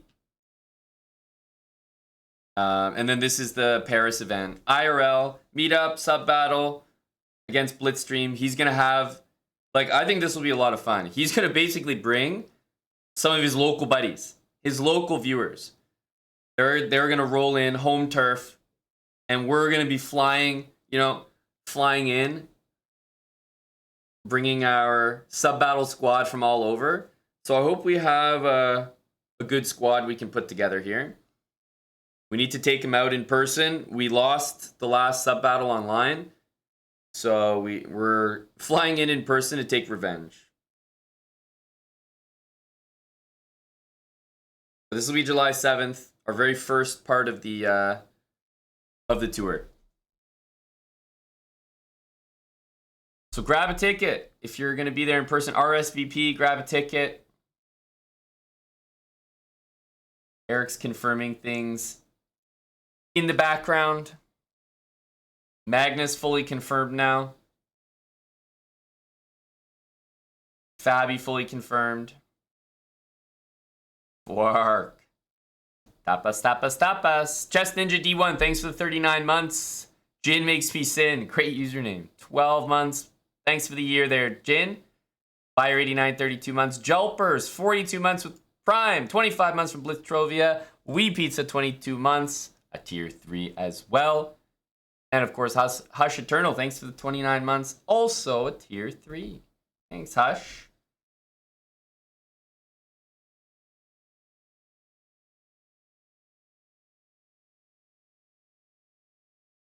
RDPXI, no. Basically, the only event that is ticketed so far, we may update things as we go, but so far, you can generally expect the whole tour to not be ticketed. So once you know the location and the time, you just show up. You just show up. Unless we let you know that there are that you need to get a ticket for whatever event, you can expect almost all of the events and nights that we host to just be show up, ready, open mind, ready for a good time, open to play some chess, okay being filmed. We're going to be filming lots of behind the scenes, vlogs, fun interviews with people that show up, chess games, YouTube content. So just be, as Eric says, camera ready.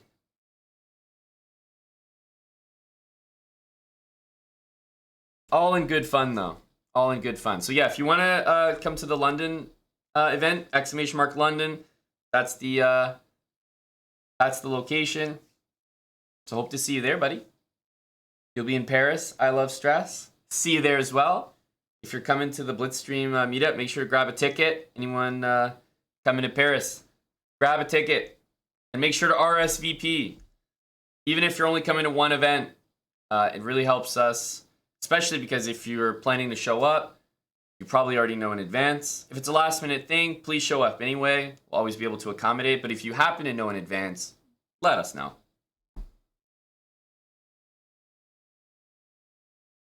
D-Burke, I shouldn't say camera ready. Maybe I misspoke. You don't have to be presentable to the camera. You have to be willing to be on camera. Camera tolerant. Yes, exactly.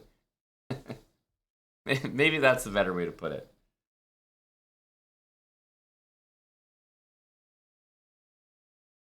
You're not going to be at this one, TH Toaster? There'll be lots more. I mean, we have our Chessbrah camp in Tulum. Now we have an EU tour. We've been busy hosting for sure. Some IRL events. I think the in-person meetups, definitely one of the most exciting things to do. Chessbrah merch. Exactly. Exactly, Irish Chesticles. Hello to Real T Money. Real T Money, I think Kevin was hoping that you might join us in Barcelona as well. Really keen to shake your hand. Hello to Mike. Hey, Chanel.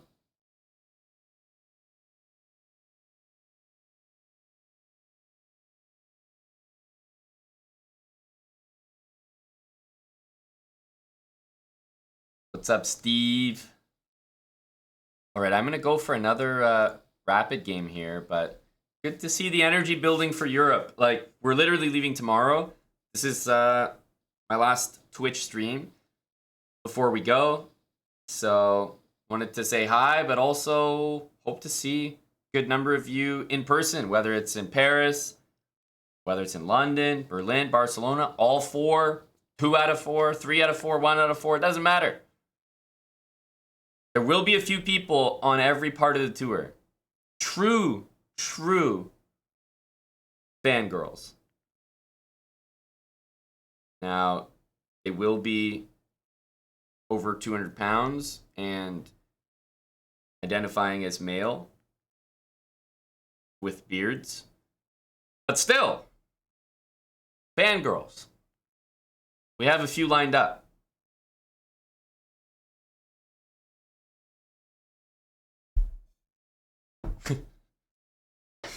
You can speculate who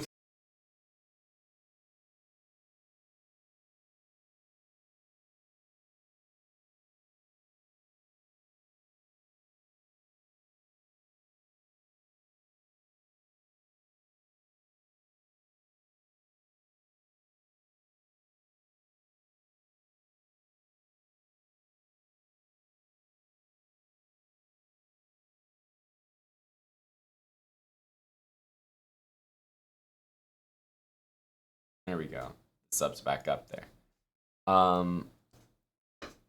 Thanks, Cthulhu, for the 7 months. Cthulhu dancing.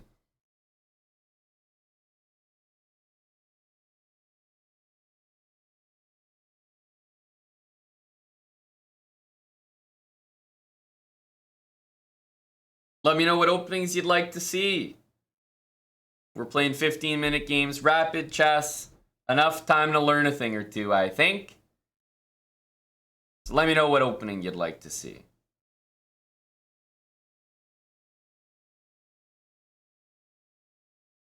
All right, we got the black pieces. Let's see what we can do. E4 or D4? E4. E4.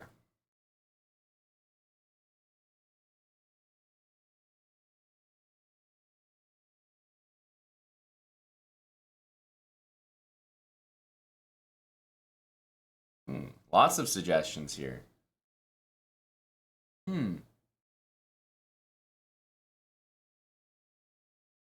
honor of our previous game. Guess what? We won't play knight e4. This is not what we're supposed to do. Knight d5 is the move. Now, I don't recommend the opening, but knight d5 is definitely the move. Don't get carried away with your knight in there. Now, our knight's just been attacked. Okay. If we're looking at the available squares, it's really only here, here, and here. Now, knight f4, our opponent can play d4, attack our knight, and take the center. Why the hell would I allow that? Right? So definitely not knight f4. We can rule that out immediately. So not here. Also knight b4. Okay, what happens there? a3, let's say, knight c6, d4, and it's like, why is this knight on c6 when this knight wants to go there? Right? So that's why we eventually land on knight b6. Yes, we're not exactly sure what we're going to do next, but we're about to move a pawn and stake some claim into the center. So knight b6. We'll bring the other knight to c6 later.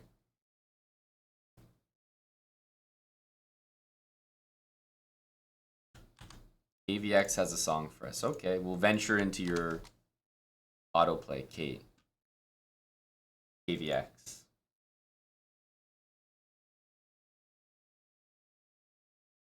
All right, D4. Of course, of course. I'm thinking D6. We immediately want to challenge the center. Right? D5 is okay, but okay, maybe C5.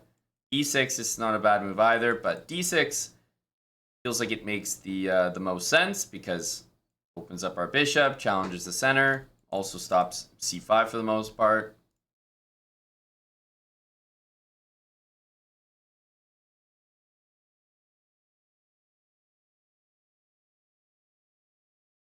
Okay, so D6.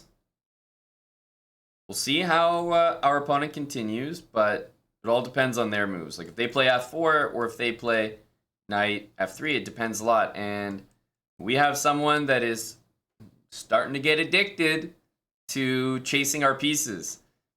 And basically, this is going to be a very similar situation to the previous game, except now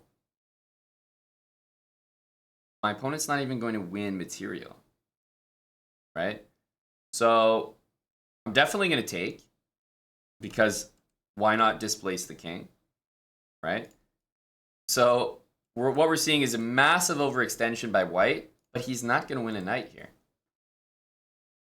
So we take, we want to trade the queens.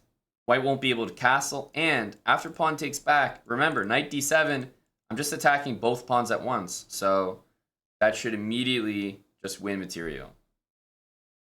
Want to make sure to do this first.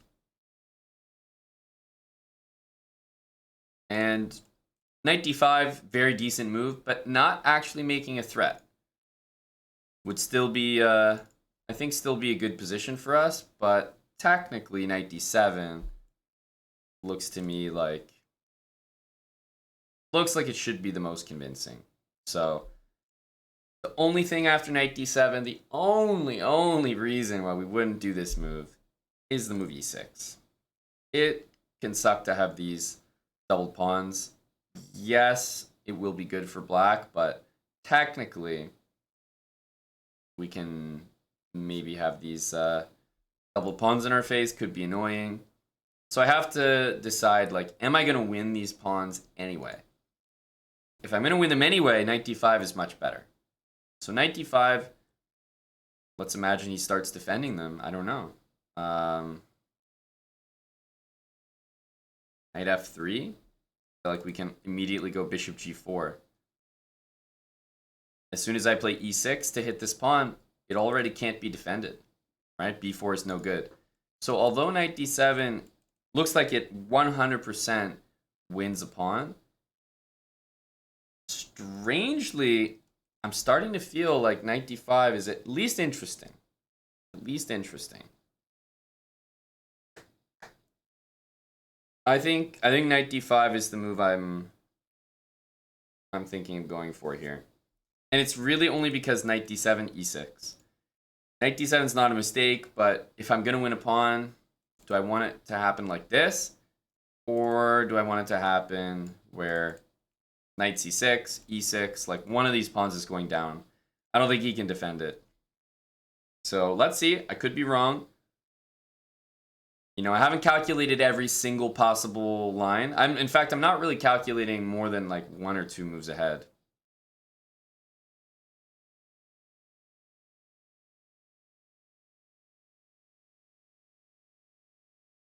Bishop here, kind of helpful.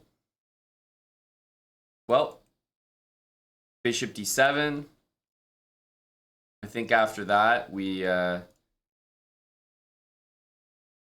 just take back with the knight. And now if he wants to play e6, it's the exact same thing, but I have 2 knights developed instead of before. If I want, I could play c6, but then I feel like I'm doing a little too much. I want to make sure I win a pawn here. So bishop d7 looks like the move.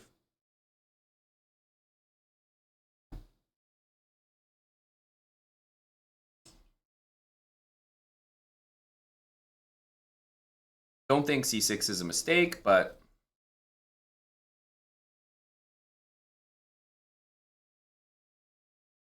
we'll go here. Okay. Bishop c4. Bishop c6, extremely tempting to get on this diagonal. e6, however, seems to be the move I will play. I just don't think that this pawn can be defended. So it takes bishop e3, being stubborn, and then knight a6. Again, don't think it can be defended.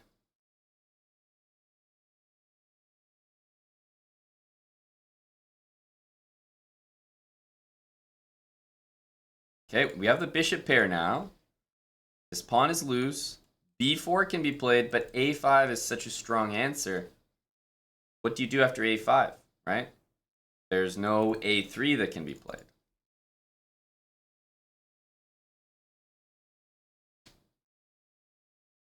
So pawn needs some defense here. Looks like c6. I can go bishop c6, but then what am I thinking? Bishop e3. That doesn't seem to work. Basically, bishop c6, I'm questioning because b4, b5 happens very quickly. Could go bishop e6, but then curious about knight b5. c6 looks like it gets the job done. But that's if I want to just win the pawn immediately. I think it's possible here that we can just say, look, we're going to win something. There's no way our opponent can hang on to these pawns forever. So if we play something like knight c6, knight takes d5, long castle. I mean, white has 2 overextended pawns. A knight there. I mean, I think this move is all about the initiative. White doesn't have anything developed yet. Just finally got 1 piece out. So even though I could play c6, definitely win a pawn there. Find a way to do it. I just think this is very, very hard to meet.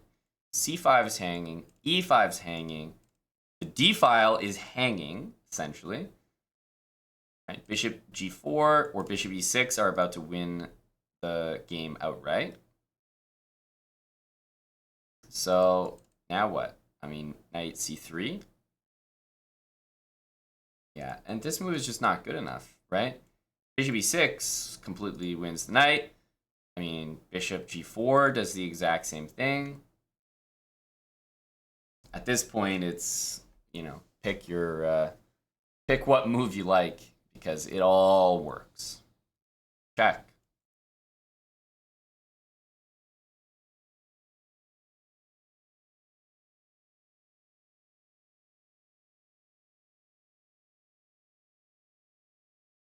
Yeah, and this won't go well for my opponent here.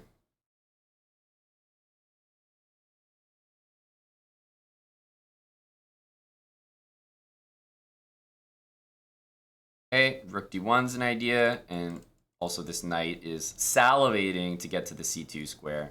c5 is still hanging.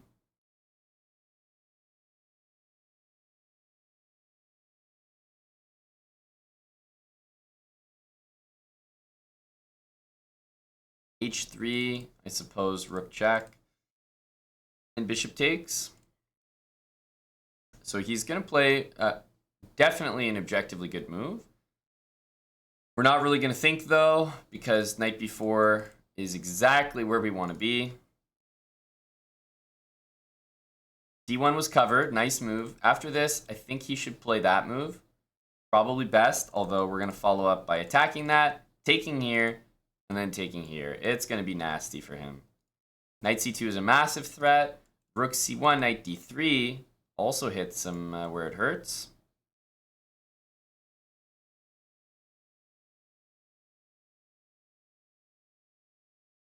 Yeah. King f1, takes. Rook d1 wins the bishop as well. Downhill. And you can see what happens. Like, the only difference between last game and this game was I moved all these pawns as well, but I was winning material there. My opponent did no such thing.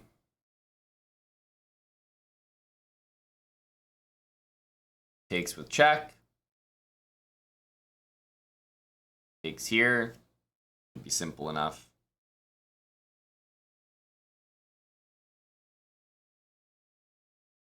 Takes. King b1 will actually get mated, so he needs to come back in the center, which is not the easiest thing to recognize.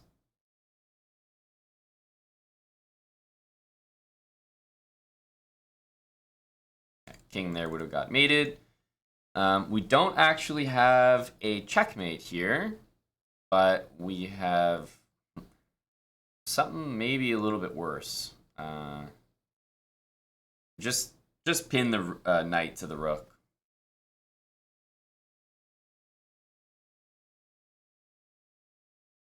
h3 can happen.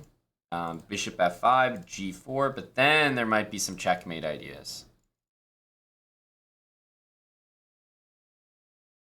Okay, so still the knight cannot move, by the way. So I'm going to go rook d3 to cut the king off. Knight still can't move. And now rook c2, rook d1 is about to be checkmate. So h3, I think rook c2. Rook c2 will be good. Yeah. This move is essentially forced here.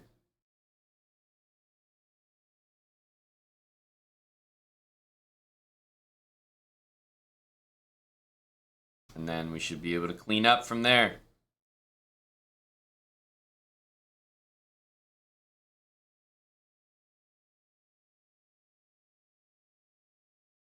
Jack. Oh, it needed to be king G1 if you wanted to keep playing. This one will not help too much. GG. And you can imagine how quickly it went downhill there in the opening. So, you know, our opponent goes e5, knight d5. White holds a nice advantage here. c4, fine. d4, fine. d6. And now c5. Going from about a little under +1 to -1 and change. This move is really, really bad. Takes, and although knight d7 is a good move, knight d5 I'm pretty sure is the best move because I'm going to win a pawn anyway. So let's not allow him to play this e6 nonsense. Knight d5. Keep the structure good. Bishop b5. Okay. So many moves would be good here. I decided on bishop d7, e6. He took knight there, and then knight c6 here I think is so important because you realize, look, you're going to win pawns back. Look at this position. I am currently down a pawn, and the evaluation is like -5. It's as if I'm up a rook. It's as if I'm up a rook. That's a lot. That's how good the position is, and ouch. Knight b4 hurts. Yeah, everything wins here. It's like hard to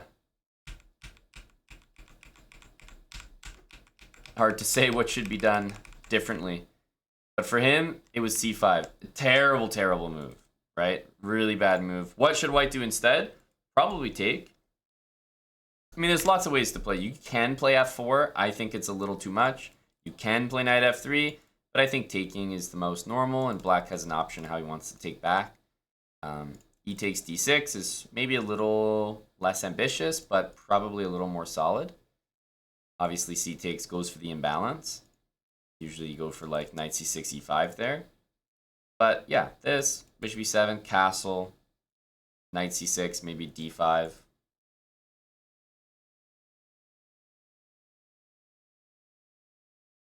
f4 is the scariest for black.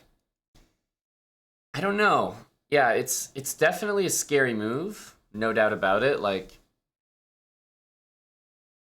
it depends how comfortable you are attacking these structures, because let's say you take and I go knight c6, you're obviously interested in defending it. I go bishop g4, and then it's like, okay, hang on, I can never push because of this. Bishop e3 to add another defender, and after I play e6, you have some reflecting to do. These knights are trickier than you think. If you play bishop e2, you always have to watch for captures, because if the bishop takes, you often lose this pawn. That's like one of the main ideas in the opening, is the bishop has to stay there, so it can't be used to unpin yourself nicely. Not to mention, if queen takes, knight takes d4 is happening, and if the pawn takes, maybe queen h4 is happening. Bishop check is happening. Black's can castle, maybe play f6. White is really overextended with the pawns, and yes, it's playable, but personally, I would not find this scary as black. Maybe you would. I understand it. 4 pawns getting thrown at you is scary, but the better you get at counterattacking the center, the more you realize this is actually a little bit more fragile than it is strong.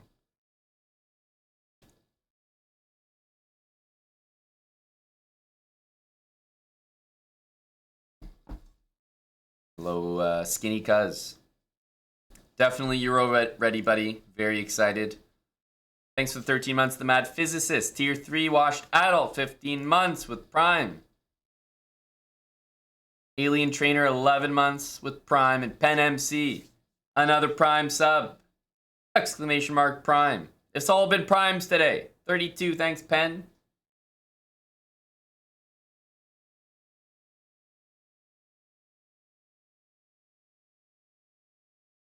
But yeah, this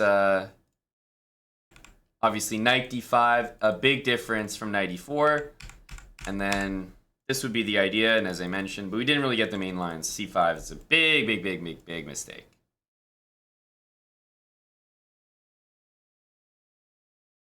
Low to Benjamin.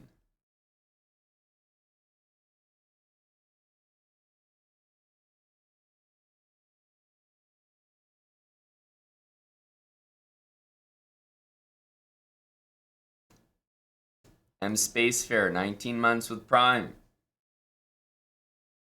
Cuz looking forward to EU with you, buddy. The first stop is Paris! Exclamation mark tickets. Join us in only 2 days. We're leaving tomorrow. We'll see you in 2 days. IRL sub battle to kick things off against Blitzstream. Just remember that that's the only part of our EU tour where you need a ticket. So exclamation mark tickets. More of a formality, but it's a €10 ticket. Helps support the event using their facility there. But almost everything else we're doing, all the nights we're hosting, events we're putting together, people we're having over, you don't need to worry about tickets. Just show up. And I always remind people, if you want the information, be following our social media and be in our Discord. Social media and Discord. The best places if you're like missing information. Like we've posted a lot. We'll continue to post a lot in Discord and social media. But those are the places to be. If you're lacking information, there's tons of links and commands in the chat that you can use to find them. Exclamation mark London, exclamation mark Europe, exclamation mark RSVP, exclamation mark tickets. But if you still need more info, it's all on our Discord. Yeah, the RSVP link is updated as well to include all the links.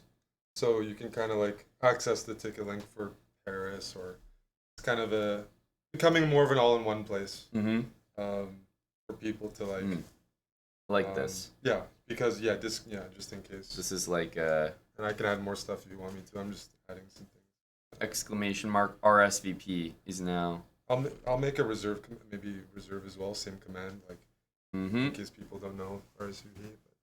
You RSVP'd, cuz? Did you RSVP your energy as well? So there you go. These are the links, the times, the dates. This is pretty much everything you should need to know. Exclamation mark RSVP. Yeah, the only thing is the bar crawl, which is going to be fun and mysterious. But can't have too much info out on that, you know? No, that's true. That is true. Hey, Sandy. Waves, hi there. Sandy's feet on the below deck on Kick. Oh, yeah? She watched all the episodes. Waving. Yes. Tom Hanks. That's the gif. Tom Hanks. Oh, yes. Yeah. Is Fabi joining the bar crawl? Can't promise everything, Hushers. Only you just got to make sure you're there. The more people, the more opportunity. Yeah. Well, Fabi's not a guy to turn down a good time, so if it looks like a good time, you might be interested. He has joined us on some frolicking. Forcing frolicking. Yeah, okay.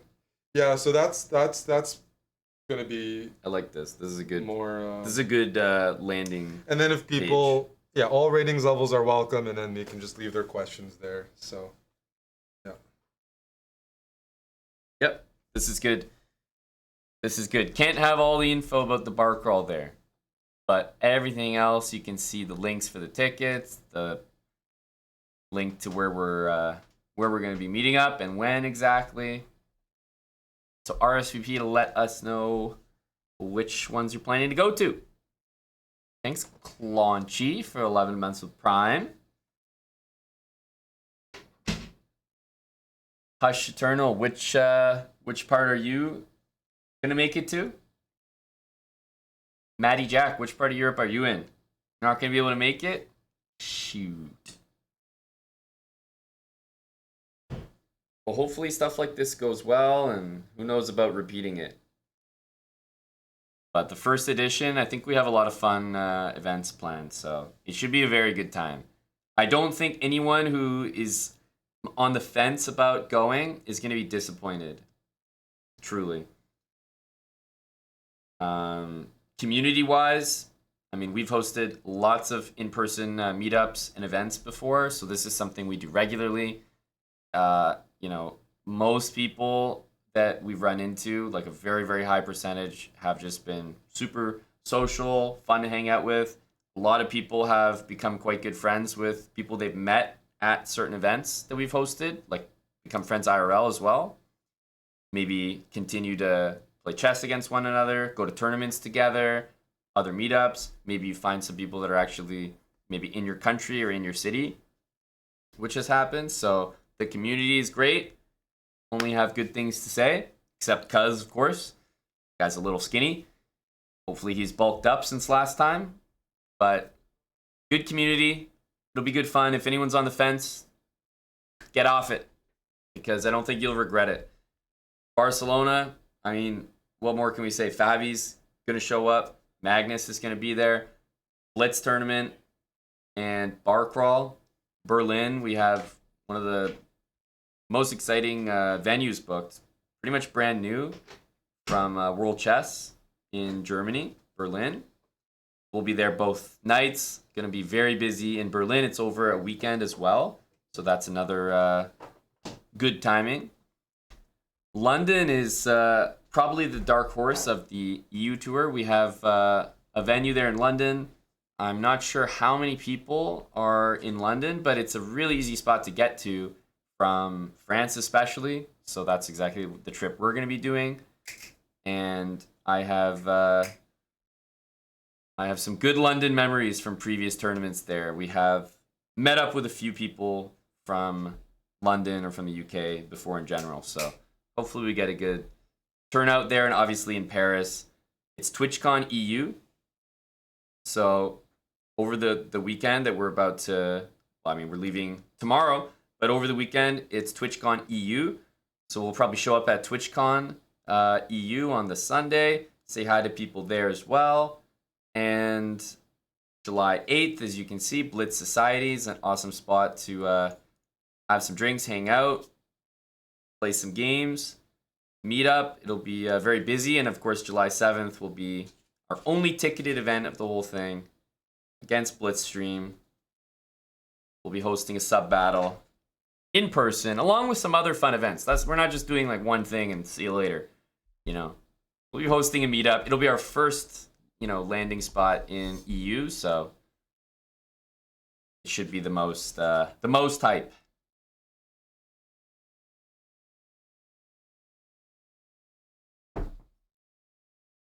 Exclamation mark RSVP. That's the link that'll pull up exactly what I'm looking at. Let us know which ones you'll be attending. It helps us to know in advance what to expect, how many people to expect, where. So hope you guys will join us. And remember, grab your tickets for the Paris event. It's happening in 2 days. We're leaving tomorrow, July 7th. IRL sub battle. Tickets are €10, but you do need to grab them from this link right here. So, is G-Man going? Great question. Great question. G-Man likely won't make this one, but he's been a very active traveler and participant, right? He was in Norway visiting the boys and Magnus as well, so not sure Buddy G-Man will make this one. But he'll be on some more trips, I have a feeling. He's been very interested in chess lately.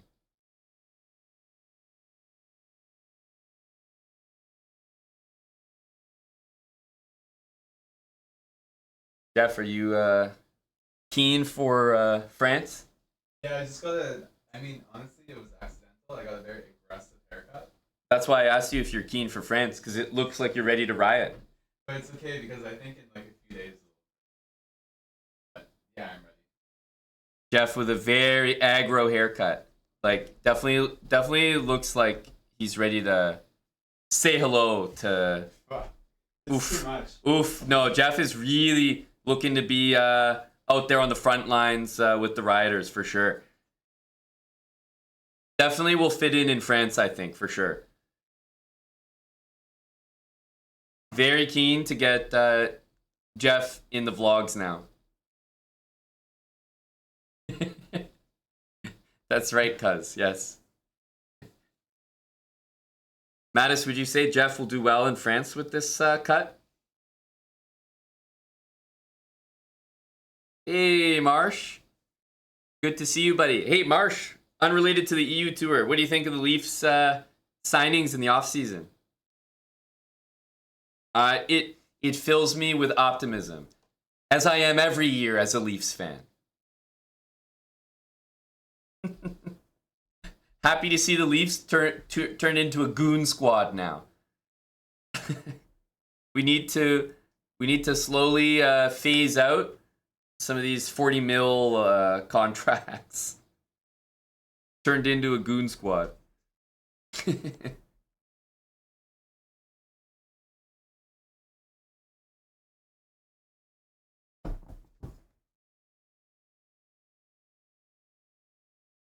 Not making it past border patrol at this point. We'll make sure to have someone other than Jeff carry the electronics.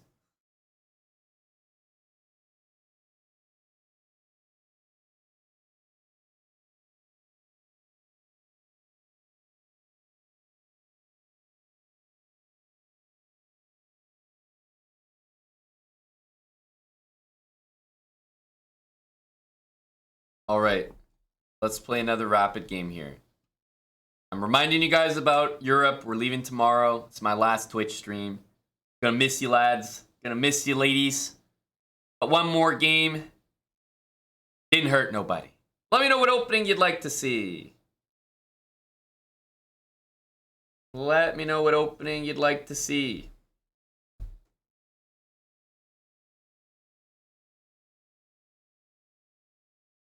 Will there be IRL streams? There will. There will. We're not going to be able to stream every event. One event that's very likely to get a stream in is the Blitzstream Sub Battle. We're planning to stream that one. But we're leaving tomorrow, and I don't think I'll be back on Twitch before then. So last stream before I go.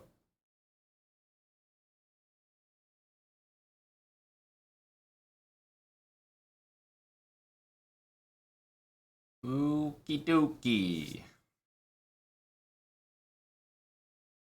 Yeah, you read between the lines, Pen.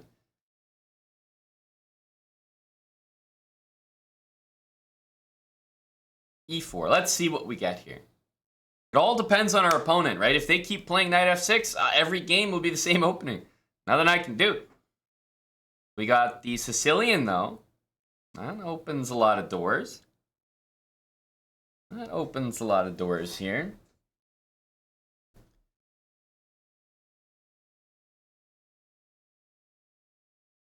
All right, I'll start with knight f3.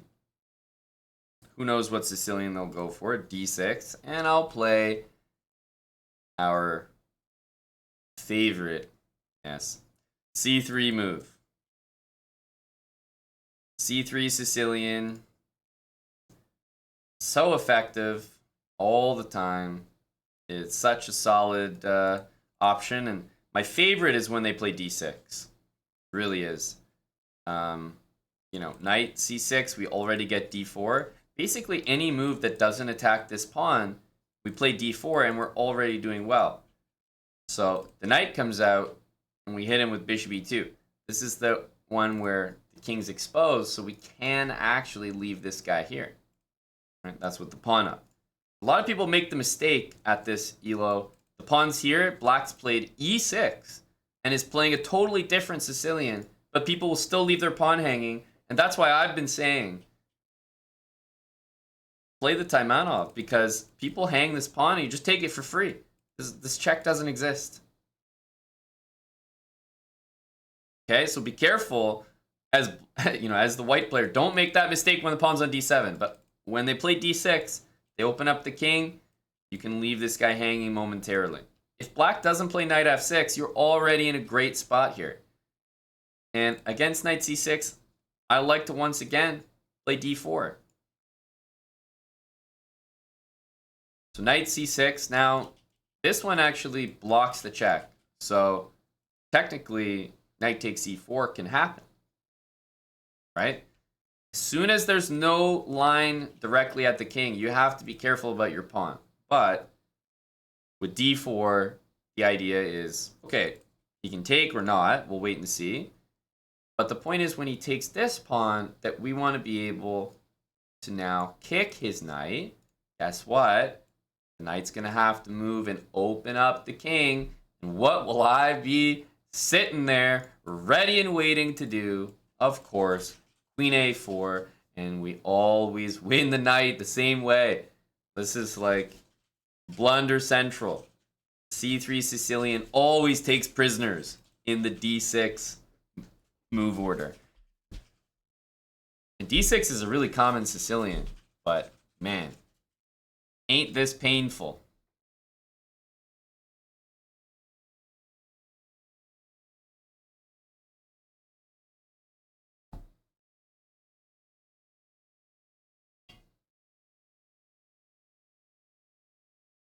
And black could be a little more stubborn by taking on d4 instead of just taking on e4 first. And after pawn takes there, the position absolutely becomes playable for black, not losing a piece. So imagine that we had this exact same position without these pawns. Then black can throw in a queen a5 check, and at least it's still an interesting game. But despite being down a pawn, white still holds the advantage there. And I always have the rule, if I'm down material, but the engine prefers my position, then I absolutely want to be playing it. Like, that already speaks to very, very good compensation.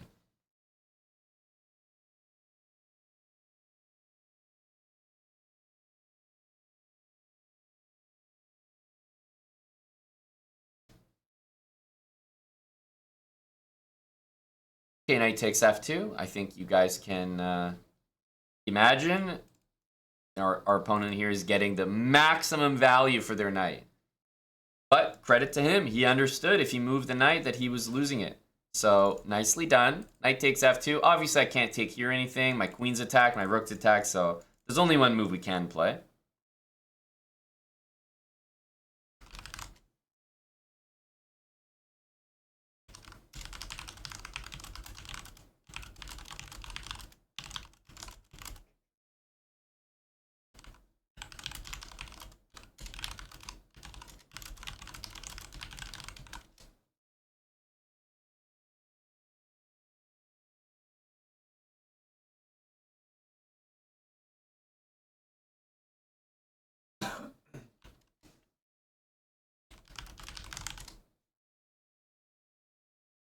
All right, there is 95. And does anyone have an idea what I'm going to do here?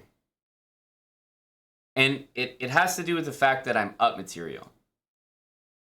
So it's a really good practice to get into when you're up material is locate the ways to simplify the most. So I don't just want one move. Congrats, you guys are geniuses. You suggested knight takes knight. No, what is the series of moves that we're going to play here? It's 3 moves. 3 moves that show that you understand how to play up material.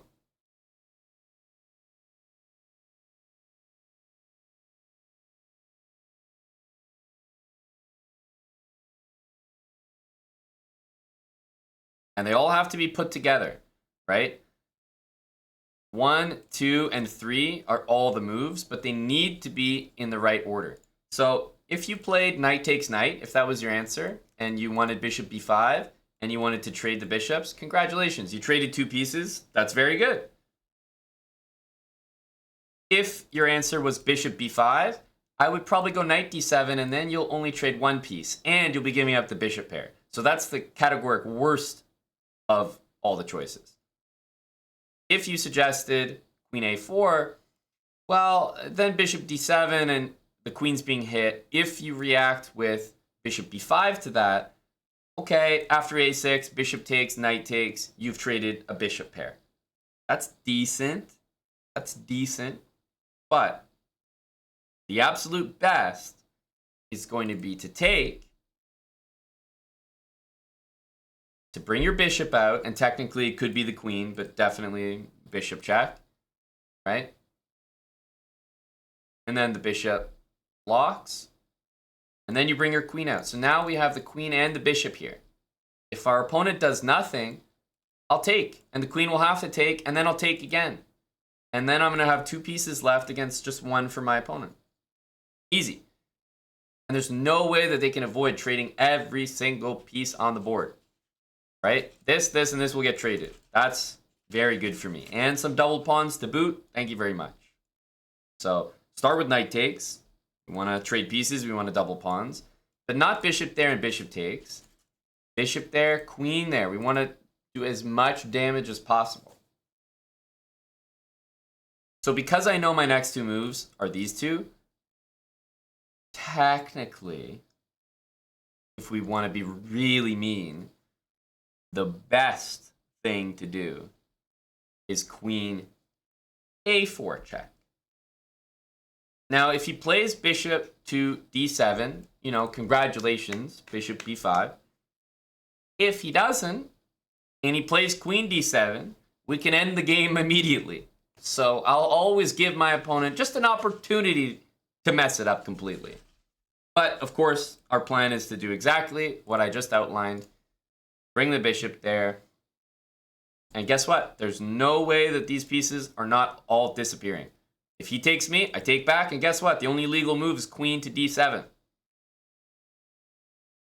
If you want to play f6 or e6 or something to try to like run your king, doesn't matter. I take and we're trading again. And there's no way that the rook can like show up on c7 to take back. No, we're trading everything here. a6, and as you guys know, we're trading. And what's the aftermath, right? The aftermath is we've got a position where we are a piece up for 2 pawns, it looks like. But there's double pawns, and we've traded so many pieces.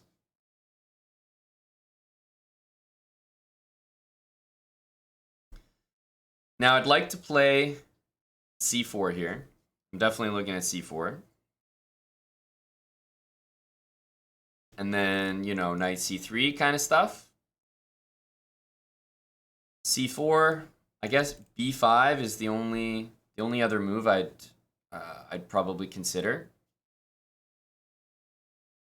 I think we have answers to that. But yeah, c4, knight c3, bishop e3. I guess the only other moves that I would consider would be bishop e3 potentially to hit this pawn, and maybe a4. Although a4 somehow looks a little bit slow as well. So I would say a4 and c4 are my two favorites.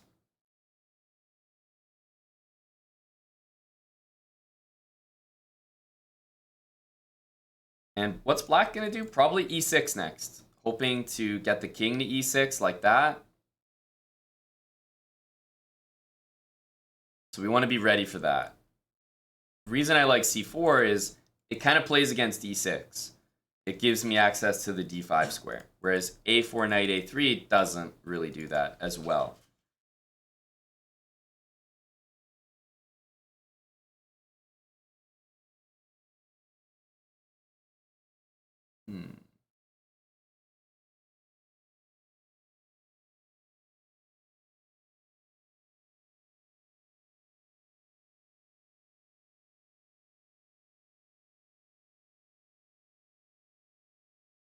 Well,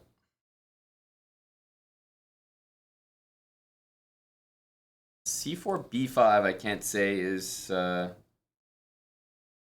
most intriguing to deal with, but I think we can play a4 there. b5, a4, pawn takes here, then knight a3. But this kind of highlights after b5. We could play a4, or we could also go bishop e3 or rook d1.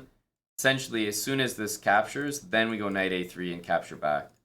Or knight d2, but I'd rather not block the bishop in case we don't move it.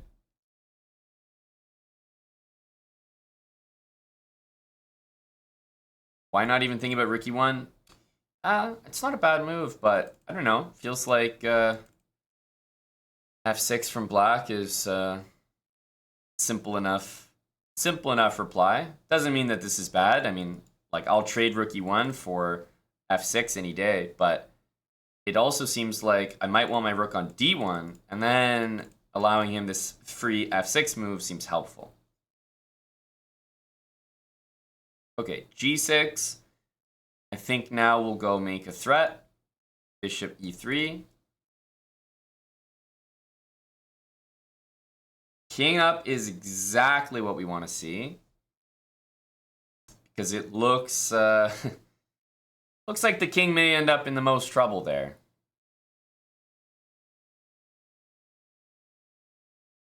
So knight c3, threatening knight e4 looks like an easy move to make. But let's go one step further. Knight c3, f5. Let's assume that f5 gets played, which would be a very good response. What do we want to do next, actually?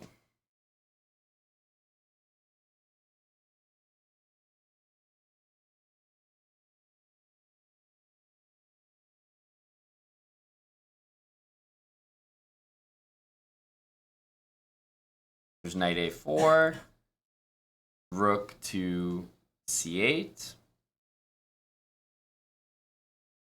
and then probably something like a3, b4, or maybe b4 straight away. So let's start with the move we know we're going to do. That move is way too strong for him to allow. So b6 or f5 need to happen.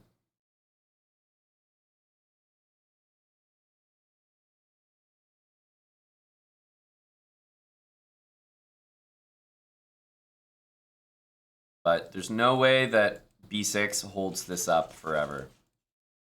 He plays what I would call best move. If f4 ever happens, knight e4 can be played, at least for the moment. Knight a4 is forcing.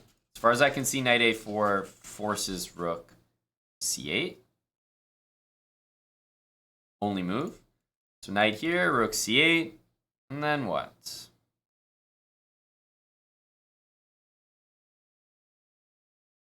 b4 is very tempting. b4 or knight b6. Both moves look quite good.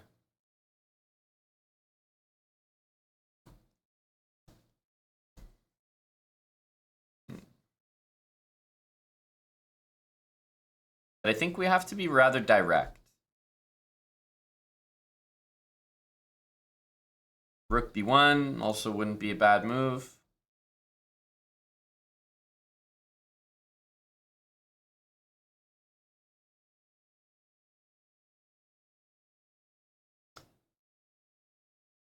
I am thinking about rook b1.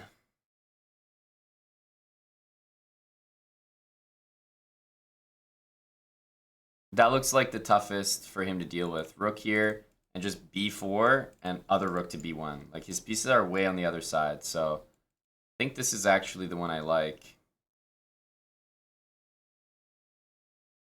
Could be a3 as well, but okay, the bishop's about to appear on this diagonal, so I do like rook b1 against that. I also like leaving the knight on this square for just a second, because if f4 ever happens, knight e4 is such a strong reply.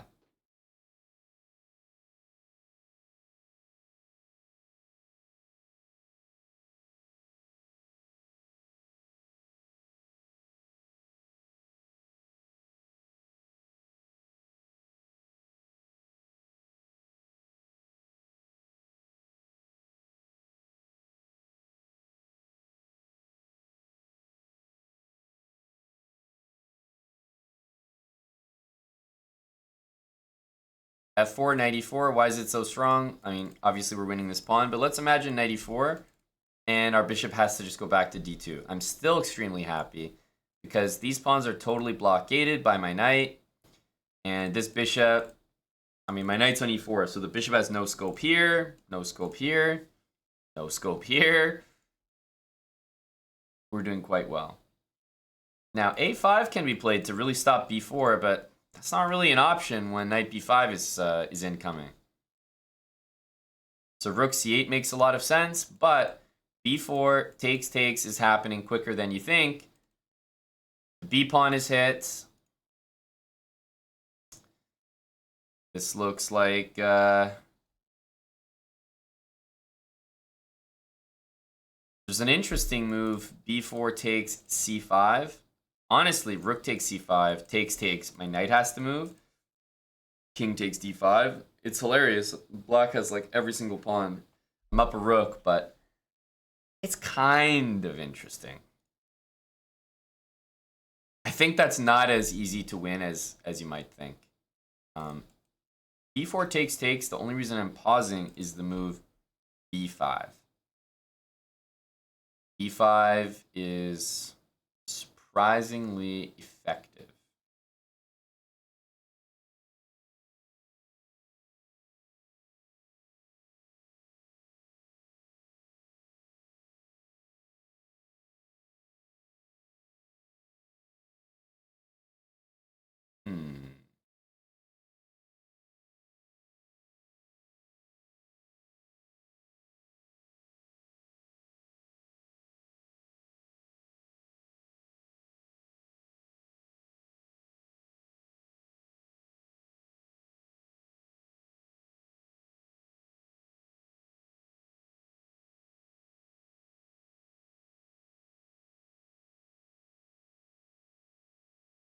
Oof.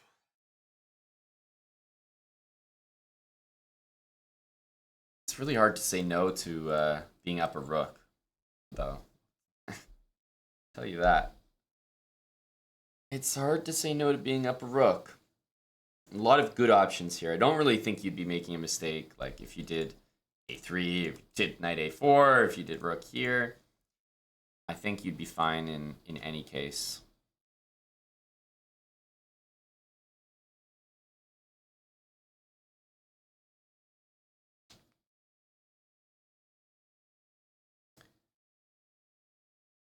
Question for me is, do I like this and c5, or do I like this and just taking back?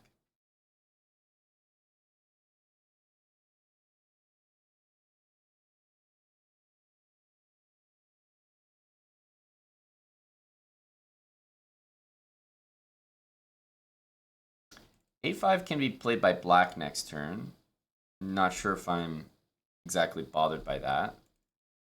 We have a3, for example. But I'm thinking about including a move like this, then playing b4. And I like the look of it. Basically, b4 takes and rook takes is game over, as far as I can see, except b5 exists. So I think if I just defend my knight, we take care of that. So I have a simple plan, and I still want to execute it. Remember, f4 knight e4 is always completely winning for us.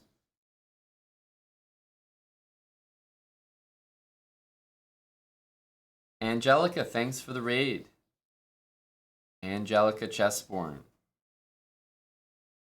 I was about to say, I think I saw chess.com was saying who might be in Paris, because there is TwitchCon EU. We are leaving tomorrow, so yes, see you there. See you there. Thank you very much for the raid. Hope you had a good stream. Not sure when you're leaving, but maybe one of your last streams before you go as well.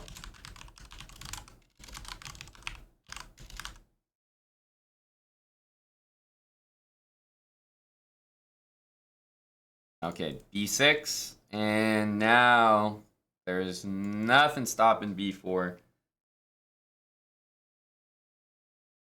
And the reason this is so strong is, let's say like bishop here or whatever, then we take on c5 and the rook invades. Once the rook gets in there, it's over. So now we take back, and this is just a little bit less effective because I've got my knight defended. And f4 has never been an idea.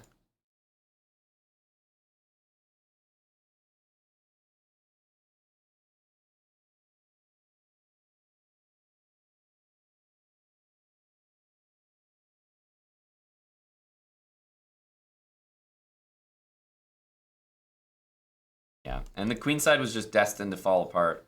Although black has a lot of pawns, the pieces just aren't in the game. This guy's now hanging with a check. b5 doesn't exist the way that it did before.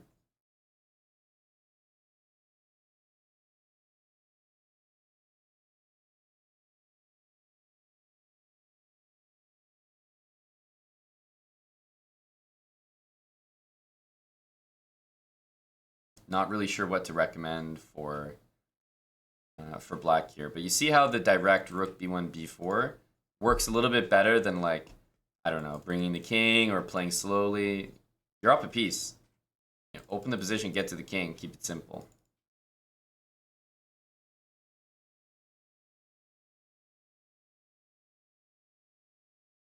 Yeah, h5. Basically, call that a highly irrelevant move for my position. Okay. Check. Wondering where this king ends up, but now the pawns can also get moving. a6 is hanging as well.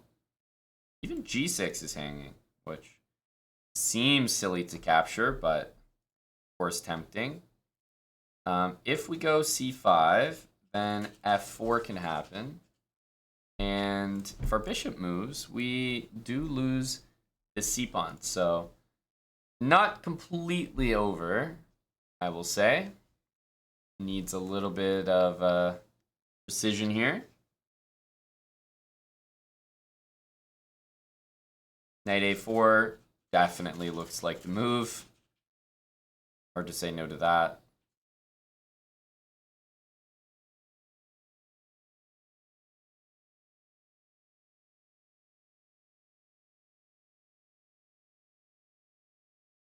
Knight a4.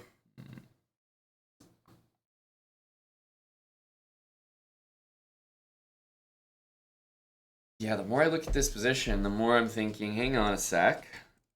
Knight a4. Okay, we don't really need to allow this.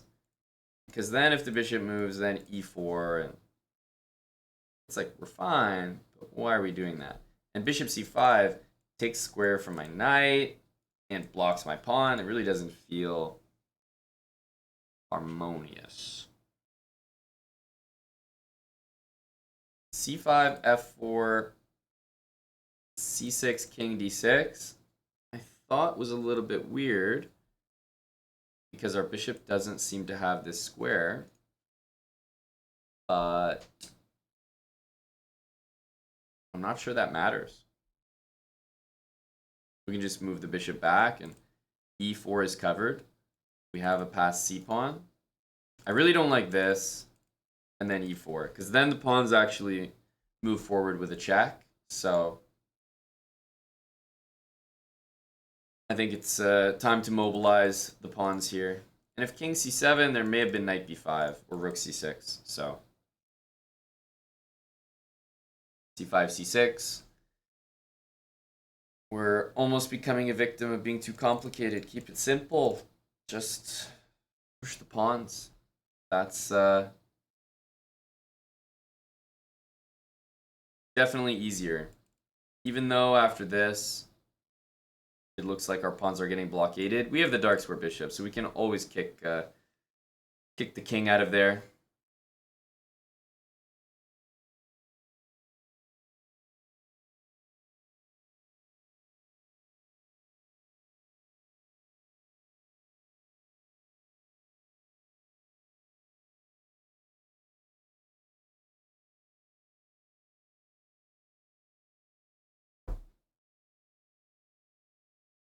Ooh. Generally speaking, we're interested in a trade. I'm not really ever going to be against that.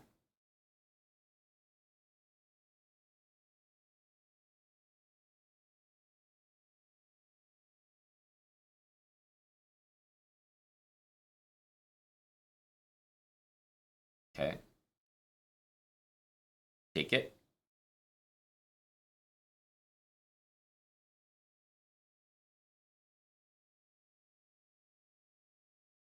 Pawn is under attack. c6, king d6. Still need an answer there. Knight a4 looks like a pretty good move.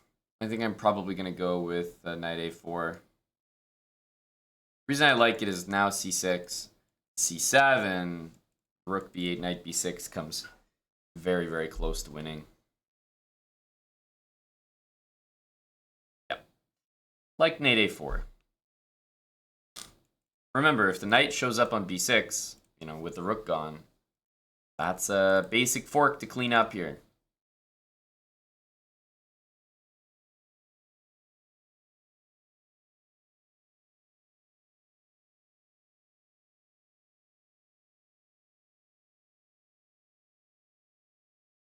So one thing that I was thinking was, I mean, it depends what he does here, but can't really move this. If he pushes one of these pawns forward, then maybe c6, king d6, c7, check.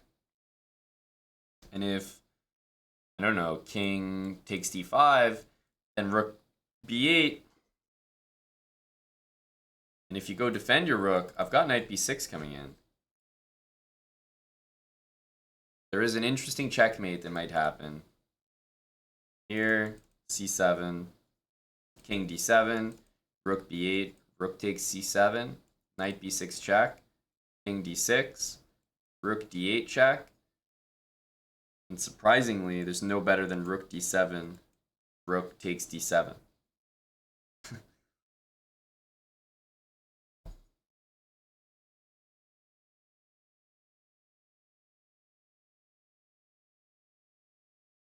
But all I want to do is push the pawn, rook b8, knight b6.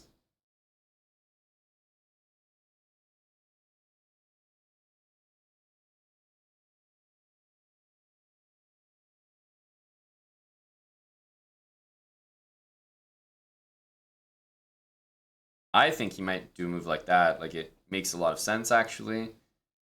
But it does leave this pawn unprotected. g5 drops the rook. So, I don't know. I feel like pushing one of these pawns makes the most sense. And there is a realistic chance that that checkmate happens.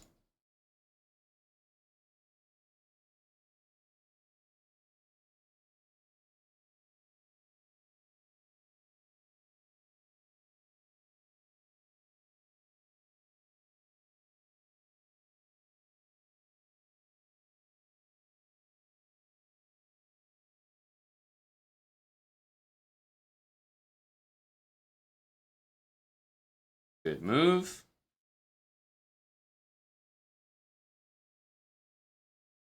I think we'll continue. c6 looks very good. We could take one of these and clear the way for knight b6. But I have to say, c6 just looks the most direct, putting a pawn on c7.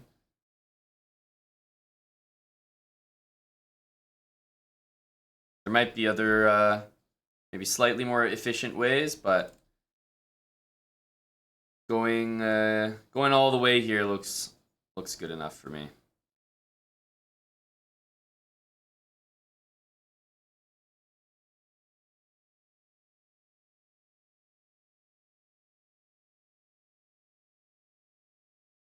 One of the reasons I like this is king takes d5. It's kind of a weird situation, but my knight is placed in a way that guards these two squares. So king takes here. Feels like it walks into this hilarious rook shuffle kind of checkmate idea. So we start with this, and it's like the king just has to go down. And then we have this, and, you know, somehow the king is placed in such a way that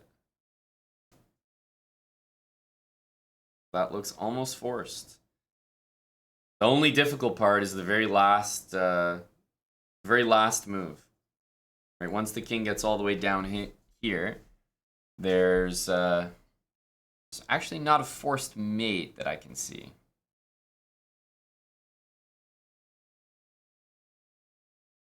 So king e2 may very well lead to mate there. I think we're going to start with this check. King here. Is there a way to force this thing?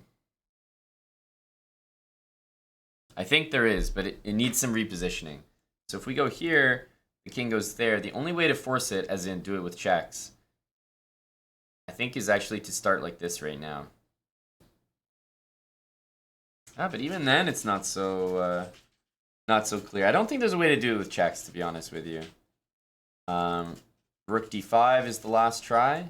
King here. Rook c4. King here.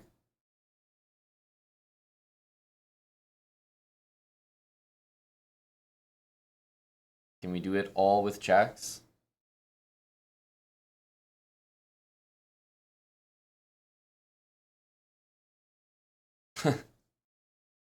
Why is it so difficult?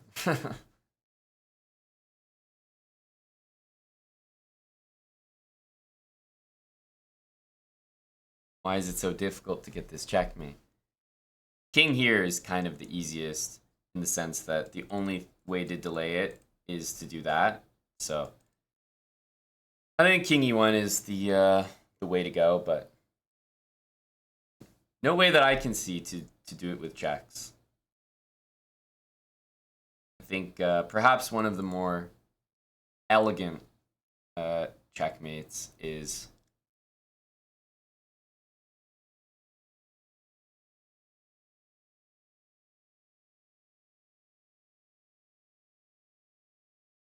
and all we need is a knight to deliver the mate. So knight b2, for example, will be a checkmate.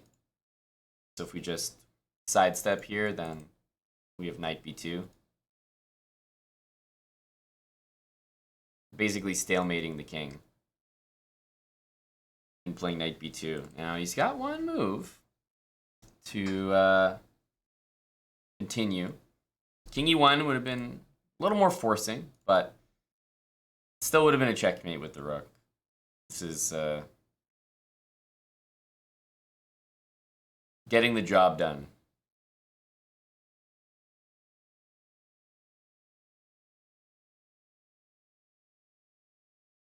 F4.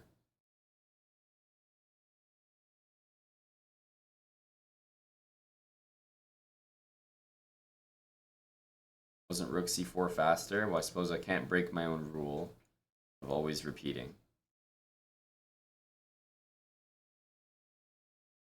And bringing the knight in.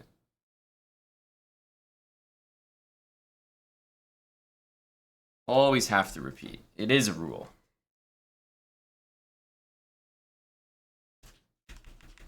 Always repeat.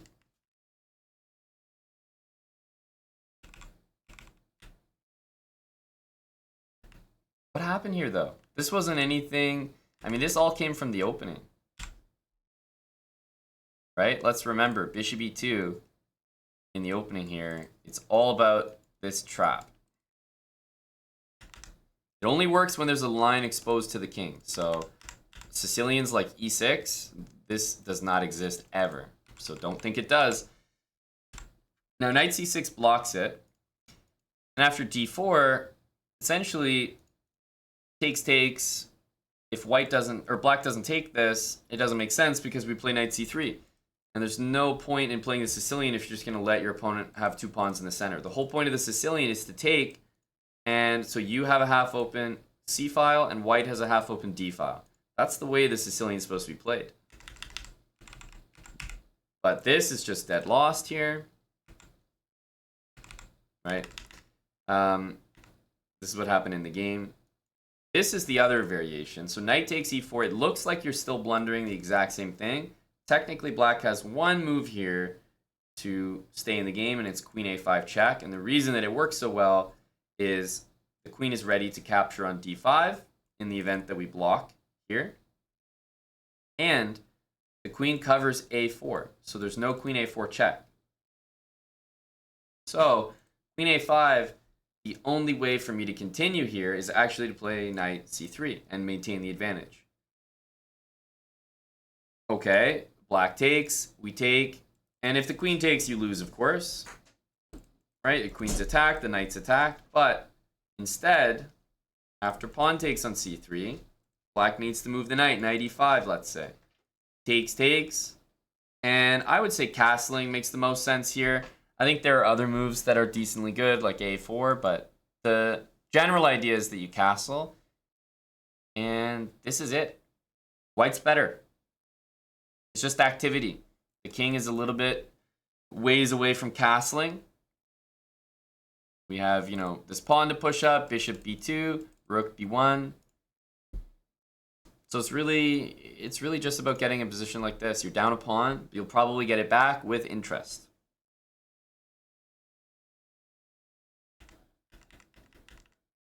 So that's what would have happened if he had taken first and then played here.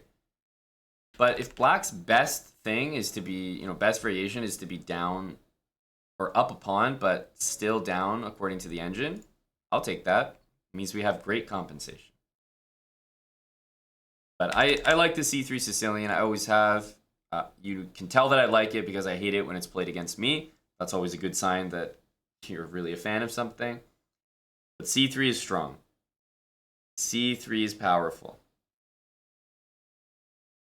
It's a Sicilian that works really well. The whole point of this entire idea is like c3 d4 defeats the Sicilian, right? The Sicilian, the whole point of it is to play this. Semi-open, semi-open. The whole point of c3 is to get the opposite of that. Fight for an open c-file. But then white owns the whole center. So if black plays any move like g6, like knight c6, so many Sicilians, a6, all this nonsense, you play d4 and white has a real big advantage. So the only tolerable move when white plays c3 is for black to play knight f6 or d5. The only moves that are worth anything. Because those moves attack e4, and e4 is hard for white to defend because you just took that square away. So the reason that it works so well against d6 is because after d6, nobody's going to play d5. That doesn't make sense. So the only move is this. And then you play bishop e2, and it's like, black has a number of moves to play. Any amount of these moves would be good. Knight d7 even, a6, that's all good. But your goal is to still play d4. You can castle. And you're just leaving this pawn here as long as this diagonal is open. And as soon as the knight goes there, you play d4. After knight d7, if you played d4, that would be a real blunder. Now there's no tricks. So after this, I would have to play queen c2 or d3. And then we castle and the game goes on. But most people will mess up in the opening here, honestly. And even if they don't, I still like the position. I still like it. Thanks, Old Man Winter. 29 months, Rulix. Thanks for the 11 months. Sicko099, 8 months. Don't tell Maria that you've been subbing for 22 months. All right, our secret. Tasmaniac, thanks for 1,000 bits. Stan227, 20 months from Stan. We'll see you in Berlin, Stan. Appreciate it, buddy. See you there. AB Shakespeare, 22 months, tier 3. Latinum Blonde. Tier 3 for nearly 3 years, 35 months from Latinum. Thank you, guys. All right, I'm going to take a short break here. I'm going to keep playing a few more Slowbrah games, probably 1 or 2 more. I'm just going to take a short break, and I will be back in a sec.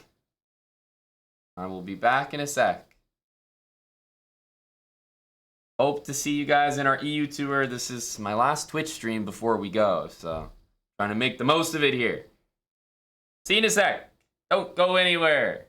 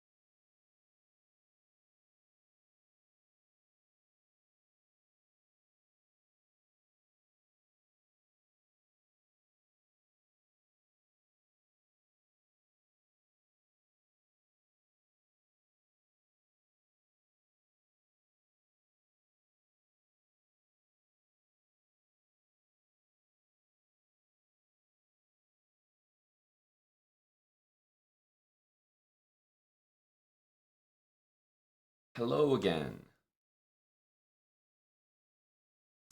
Hello again.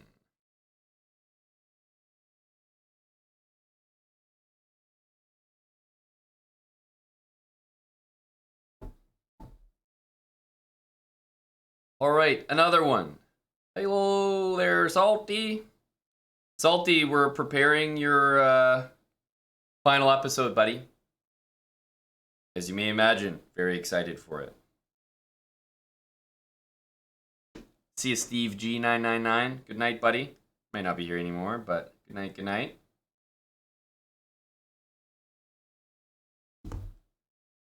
AAB. Alright, what would you guys like to see for the next Rapid game? I'll do at least one more. Hello, Sandy. See if we get the white or black pieces.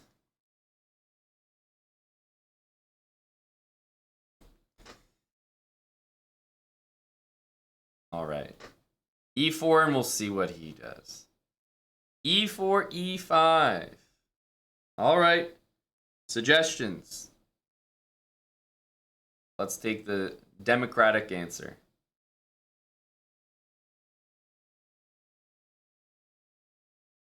Wow. A lot of King's Gambit fans.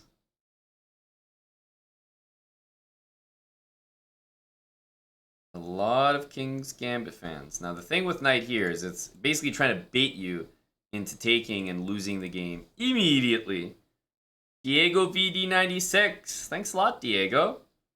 But the whole point of playing the opening is that you do want to take, but you just can't do it right away. So after you play f4, the next move almost always is knight f3. So I'm going to go ahead and continue with that. And the reason being that you want to cover that square. Plain and simple. d6 is interesting. d6 is making me think beautiful things like bishop b5 or bishop c4.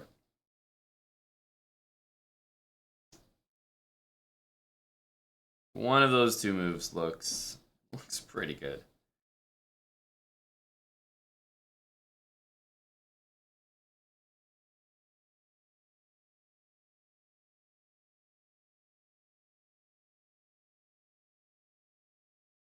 I think I like knight c3. Not yet sure where I want to put that bishop, so kind of holding off.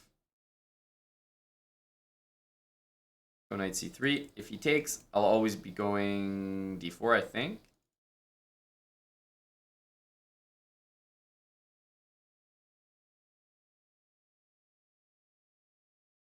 So the last time I played a King's Gambit, pretty sure I might have taken this, or maybe played bishop b5.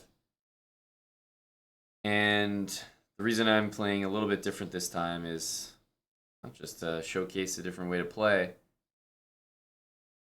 One thing for sure is that when black plays this opening, there's always a moment where it's like, hang on a sec, do I need to keep not taking this pawn? Because honestly, this is one of those gambits where taking the pawn is actually a lot scarier for white than not taking the pawn. If black never actually takes there, I'm not sure how good it is actually for black. So I think a lot of times black playing and accepting the gambit is the reason that we don't actually find the gambit to be that good.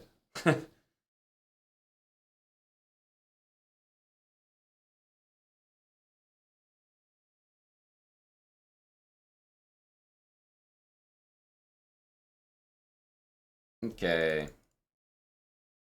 Knight takes, e5 looks a little unnecessary to say the least.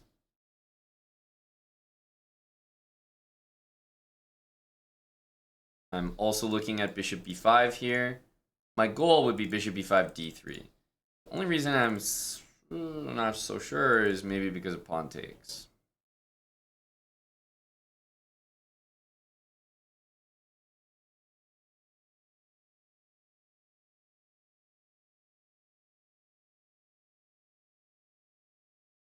think we can manage.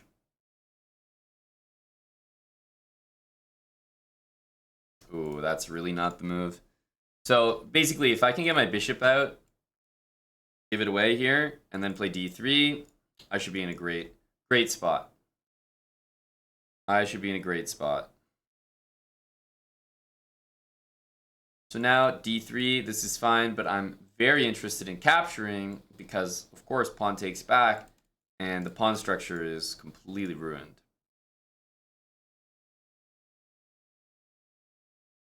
So let's take here. Pawn takes back. First of all, we can't take. That much is clear. But I'm not dying to take this. h3 first. We would love for him to capture. d3, and now we have this beautiful pawn structure all together.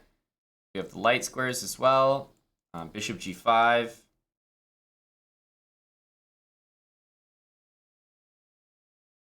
Should be a good move. Bishop g5, sometimes rook b8, queen d4, have to be a little careful on the dark squares.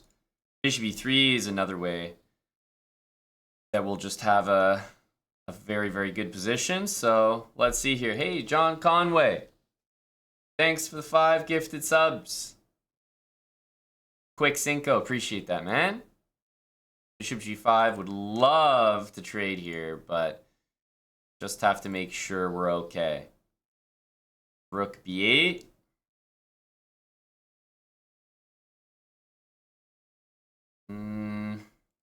If b3, I don't love bishop to b4. So that pawn hanging. Ugh. If we castle, start to get a little nervous there.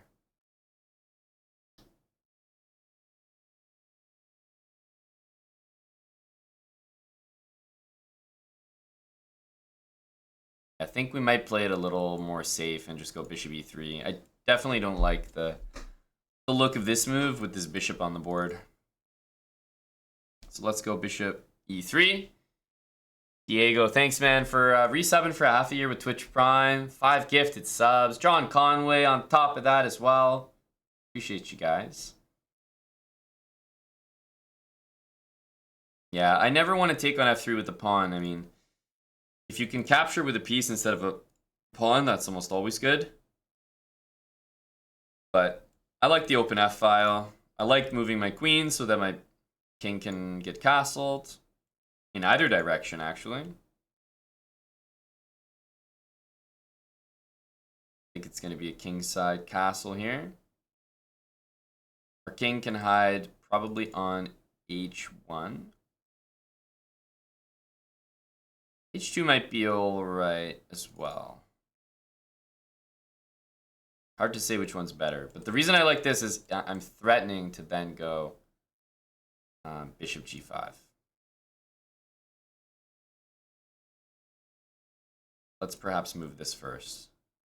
We want to go b3. We want to get this knight over to the king's side. That's the game plan.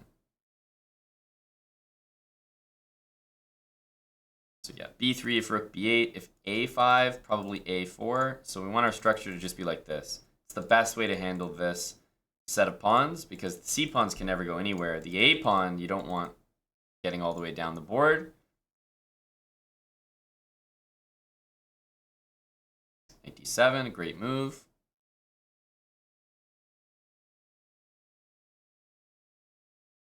I think I will move this king.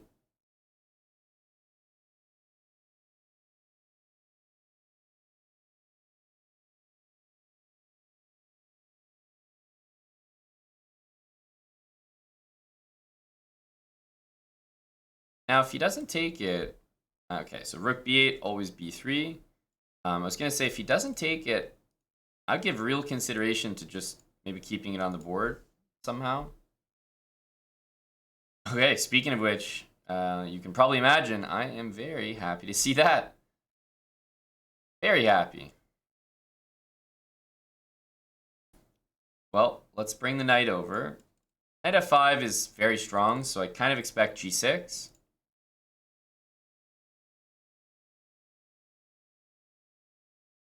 After g6, bishop h6 kicks the rook out. knight to f5 then could become a pretty tricky idea. Basically, I don't think his bishop on a3 is doing anything, so not having them exchanged is working in my favor.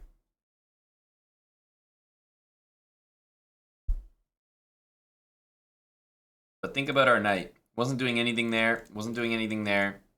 We need the full reroute. Okay, almost surely knight f5. I mean, it's quite literally impossible to say no to that. Queen g4. You would need to do that. I have a different move, though, which is, you know, if I go here, he's just going to sidestep. But something that he cannot sidestep is bishop h6. Because now I'm threatening to simply win a pawn. If you take it, you're going to lose your queen. And g6 means that you lose the rook. And, well, he took it and he just immediately resigned. He obviously saw what I was planning here, but you actually can't avoid it. So bishop h6 is winning something. g6 is probably the best I would take, and then probably bishop takes f8 to guard that. But the point is, I just bring my knight back. I've got pressure on this pawn now. I can maybe triple up my pieces. Knight g4, put a lot of pressure there. And remember, we still have the whole queen side of the board as well. So no matter what, we were going to win material. Now, he should have just lost the exchange, but yeah, he took, and then we'll take and win his queen. He played well, but I will say the King's Gambit's always tense. Like, takes is probably what he should have tried. And if we go d4, and he goes g5, then after h4, this would have gotten into some whole sort of mess, which I was ready to play. But the way that I like to play the King's Gambit, when they don't take, and they just go d6, is more with knight c3, and if I can get it, bishop b5 and take. So important to get that. Let's say that he just played knight here. If we go bishop c4, knight takes e4 can happen. And I'm not sure I like that, truly. This is an idea that you see in other openings. Don't like it at all. So after this, my main idea would 100% be bishop to b5. What I want to do is, you know, let's say bishop here. I actually want to take. And I could maybe throw in something else, but take, and not here because of knight e4, but just d3. This is the kind of structure that I think really, really does well. The structure I had in the game is ideal for King's Gambit for any position. And what I'm talking about is this. Now, I know I could take this, but ignore that for now. Let's imagine that you just castle. This is the structure that is so damn good for white. It's just easy to play. There's not really anything black can do against it. You know, king h1, h3, bishop e3.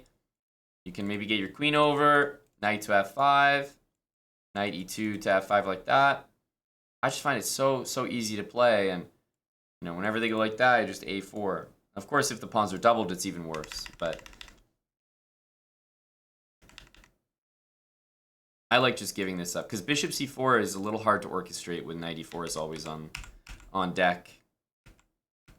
So here, and because I can play this first, I will. d3 is another good move for white, but I'd rather not see this, even though it's a great position for me. Black's pawns are a little more together here. I don't like it as much. I'd rather give him this. Well, I played h3 because I wanted to. It's a better move, I think. Yeah, I think this is the ideal pawn structure against this. So let's say black played this. I would play a4. I would go like this, and then c5. And you see how all these pawns are completely useless against your pawn structure? Now, you know, maybe you try to put a knight on that square. Knight b5, knight a3, knight c4. And you're just dominating. There's weaknesses everywhere. Your pawns all protect one another. You only have one weakness, and it's that. Like, if the knight got here, you just play rook f2, and you're all covered. And meanwhile, we could probably double the rooks here. Eventually, maybe push some pawns. But it's very, very easy to play. AB Shakespeare, thanks so much for the $20. Appreciate the dono, buddy. I will buy an expensive drink in Europe on you. What would I do after knight b6? I would not trade the knight, realty money. Very important. Knight b6, number one, I wouldn't allow this to happen. And first of all, it should be said that I wouldn't be so keen to do this if I saw this. So I would just do something else here. The best place my knight could be would be on e3, because then I'm always threatening to go here, but I don't have to. And from e3, I'm threatening to go to literally every good square on the board. So I would probably want my knight on e3. But let's say I got here, I would undo it immediately. I would go to a3, I would go to d2, but I would definitely never trade. Because his knight's garbage here as well. So although he kicks me out of c4, he's not doing much. And the game might continue like this. Okay, knight back. Like this. And I might literally go queen f2. Okay, rook b, like who knows what he's doing? Knight f1. Right? And now we're putting our knight on e3. And we're bringing all our pieces over. And as soon as our opponent maybe starts to change where their knight is going, all of a sudden, wait, I'm going right back to c4. Rook a8. All of a sudden, queen here, and I'm threatening a5.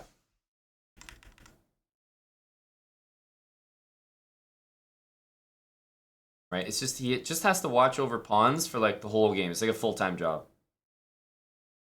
And finally, you know, eventually I will break through over here, but it's just so, like, the worst you could do is draw this game. But keep the knight on the board because he always has to, like, he can't put his knight too far over here because you're going to go there.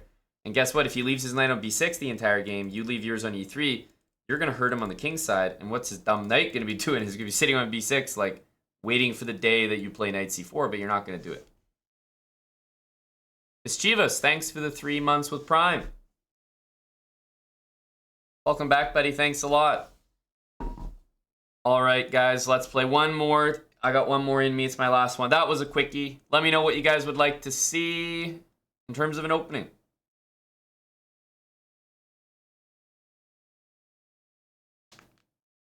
All right, Ryan. All right, Ryan. Against d4. I'm definitely going to start with knight here. It's very flexible. Allows for maybe King's Indian. Allows for Grunfeld. Allows for Nimzo. As usual, we see the London. So many ways to handle the London. What are some good ones? Now c5 and queen b6, early queen b6, we've done that. We've talked about that. But I am interested after the move g6, wondering if my opponent's going to play, you know, just e3, knight f3. Because then we can play more of a King's Indian style. Because guess what?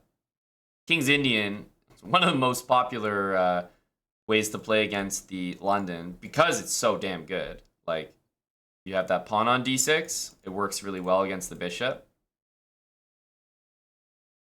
But lately, I would say after this move, knight c3 has become quite common. So I'm, once again, not surprised to see the move knight c3. Not only is this just a little trendy lately, but it's also a good move against g6 because you're now threatening to play e4. All right, I've played a game where we did d5. I'm not going to do that this time. I'm just going to go bishop g7 and d6. Just because there are people out there that don't play like the Grunfeld kind of positions with d5. And if you play the King's Indian, you should be able to comfortably play a position like this. So let's see what we can do. Queen d2. I'm thinking, you know, c6 or a6. These are nice moves to perhaps get b5 out there. So I think we're going to go with c6. I like to get that move out quick.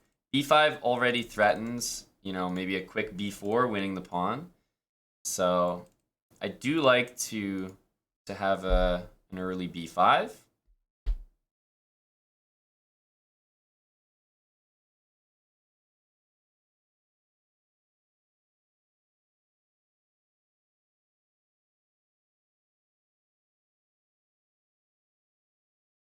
This feels really good. Just a quick immediate threat of b4 and e5 from white. There's something that I've mentioned before which comes into play here, which is that against e5 you can play b4, and although you're losing stuff, you're also taking it and eventually giving a check, so you'll be quite fine there. All right, a3 stops b4, and guess what? a5 doesn't renew the threat. We don't get any closer to playing b4 after a5 because our rook is still loose. So be careful not to assume that that's the case.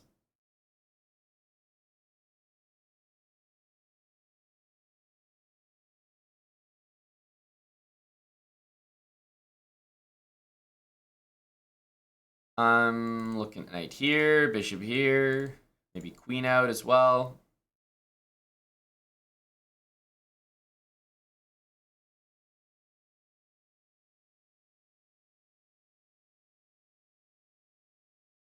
Also, bishop g4 is not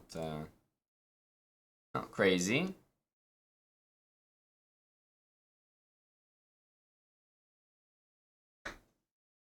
Not crazy at all.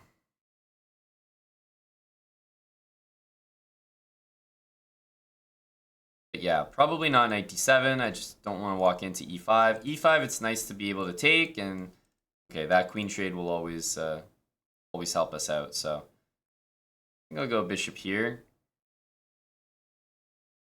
Could reserve it for bishop g4, but we'll go with this one. e5, again, I'm taking. Any piece takes back, that's fine. Pawn takes, we'll trade the queens, and maybe slot the knight into d5 or d7. Is bishop h6 not a threat? I mean, it's playable. I'm not sure whether I would call it a threat. The thing is, I haven't castled, so it's less desirable for white to play moves like this, because I could just take it, the queen goes there, and it's like, so what? I haven't committed to castling. d5 I'm happy to see. The reason it's being played is because if I take, my opponent wants to take this with check and then take back, which is very savvy, actually. But I don't have to take, and I don't have to push. Here, I can just defend my pawn with my other pawn, a6, and now he's committed this, and he can't undo it. So now I can either play c5 next turn, or I can take it. But after I defend this pawn, the whole intent of this is out the window. Now there's no e5, and pawn takes to scare my knight. So now I feel a little more confident castling here. Takes, we just take with the knight. We're way ahead in development. Knight d7 is probably our next move.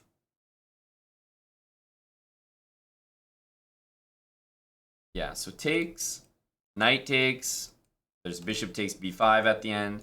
I don't think we want to get into that sort of stuff right now, so I'm thinking just knight d7 will be the move. c5 and c4 is great, but I don't want to just close things down just yet. So let's play knight d7. Again, I'm fine to just recapture there. What you'll notice is if these pawns trade, doesn't my position look exactly like a Sicilian? Right? My pawn structure, it's perfect. Like I've already got everything laid out. And white has played his version of the Sicilian. Very strange.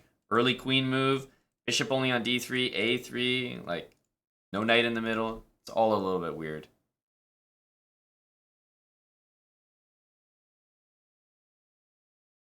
But there's a reason I'm delaying castling, because this has a notorious, bishop h6 checkmates you stigma. And it's not for no reason. It's a legitimate threat. It's very scary stuff. Okay, now that we played knight d7, have we still got this this thing in the middle? It looks to be maybe free. I think I'm gonna go ahead and take it. Now, I can take back straight away, and I believe that it works. But I'm actually not sure I need to. Knight b6 here is going to completely win this pawn. I don't see how he gets out of that. Am I going to castle here? No. Am I going to play h6 or react to this move? No. Is h5 a threat? I just take it. No. Is bishop h6 a move? It's been a move the whole game. What am I scared of now? I just take it. The queen goes there, and what? My king's not there, dude. You're falling apart in the center. So I think knight b6 is one of the nastier moves here. We can just take, but truly, I think knight takes b6 can be played right now. I really do. So I'm going to play knight b6. I think it's just better because we take and it's all defended. No worries. But I do think I could have taken it right there. And although he has some like tricky discovered attacks, there's a knight I can capture. So knight b6 is strong. It's a nice maneuver. He wants to go to c4 as well, so it's pretty common. Bishop e4 doesn't help either. The reason I'm successful in this position is because I haven't flinched about the move bishop h6. And I haven't castled. So he's attacking something that's not really there.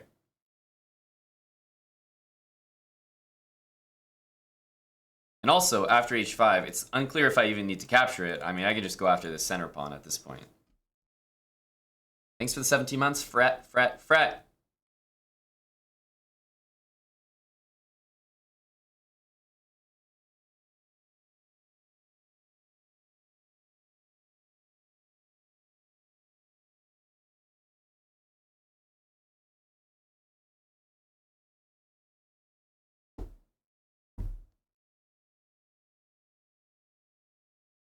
Castle's long.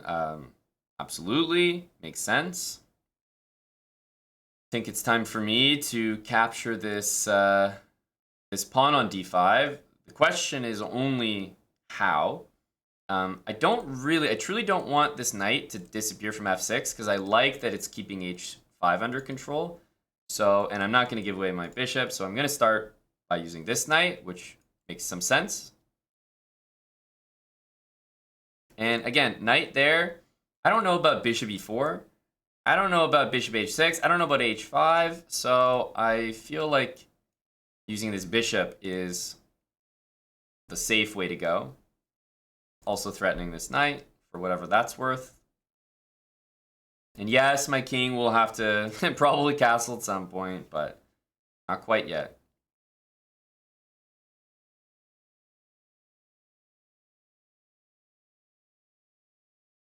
Still waiting for, you know, bishop h6 from the guy. Still waiting.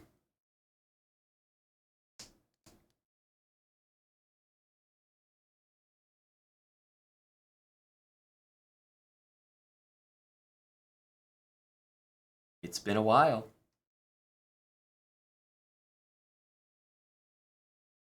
I would not feel bad about castling queenside at all here. Queen c7, queen b6, long castle. With all the pieces currently on the board, maybe a little sketch, but after a few trades, I think it would feel a little better.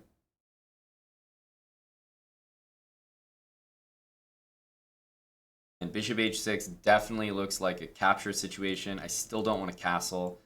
Bishop takes, king takes, h5 already looks, or even not bishop takes, just h5.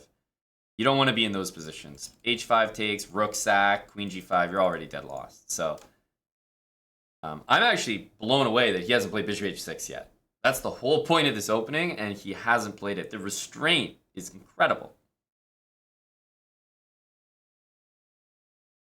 Why don't I play h5? h5 is not a bad move. I may play it if he allows me in the next couple of moves, but for the moment, I was just focused on winning this pawn. So I just wasn't necessarily in a rush to castle.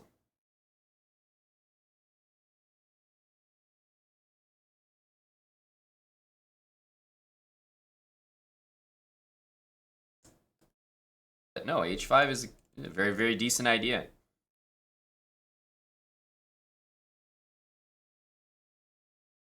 Knight g5 is a good move. Well, if you're asking me this question, just answer, what do you do after h6? You'll often have your answer right there.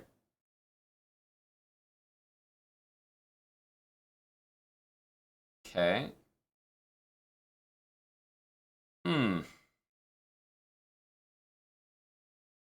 Well, this isn't really a threat now.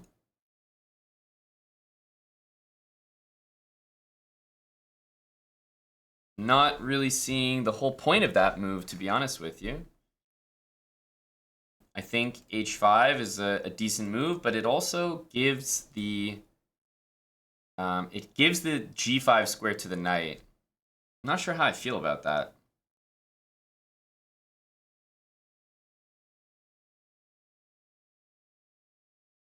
So he's guarding the knight so that I can't really just walk up and take it.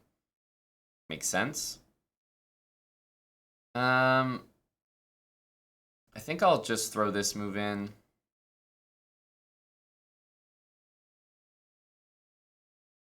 I'm not really sure what's going on here, quite honest with you. But maybe clear the way for castling this way. Wow, bishop e4 is a very surprising blunder. I definitely did not plan this to work this well, but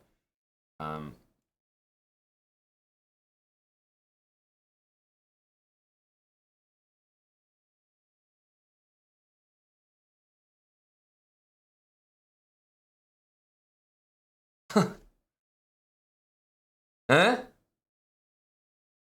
Got that thing pre-move too. Good God. This, I mean, damn, we were just getting into the thick of it. We were just getting into it. I was so excited to talk about the rest of the game. You know? Bishop h6, he just never played it. Shame that it ended on such a blunder, but I'll tell you one thing. When people hate you with this setup to play bishop h6, my favorite way to play, it's not necessarily the best, but my favorite way to play is with c6. You get a quick b5 in, you'll have threats with b4. And b4 comes with a threat where it's like, let's say this happens, and e5. Now, here, you can already play b4. So it's kind of like, yeah, you might not like these options because knight d5 takes and you lose a pawn. Yes, you can capture and play knight d5, but you also always have the b4 move available, which is nice because if the knight moves, then you get this great d5 square. That's the idea. It's not always like it works like that, but I love having the b pawn up there. So okay, maybe he wastes time with a3 to stop it, but I'd rather have this and this than not at all. b5, but I've noticed I'm not castling. Basically, I'm giving no credit to bishop h6. It's like, okay, dude, you want to do that? Go ahead. I'm not there. Bishop g4 would have been a nice move. Absolutely. Probably the main idea. But basically, I like a bishop move here. I don't love knight d7 because, I don't know, I look at e5 and I'm a little concerned. Not exactly sure what I would do here because we don't have these squares available and we don't have b4. So I don't like to block things. The reason why this is not really scary now is because you have queen d2. Something has to take back and there's knight g4 and knight d7. So good options for the knight to move. Not knight d5, of course, because we're blundering this pawn. D5 was I would say just a mistake. But if he doesn't do that, I don't know. What, is he going to go here?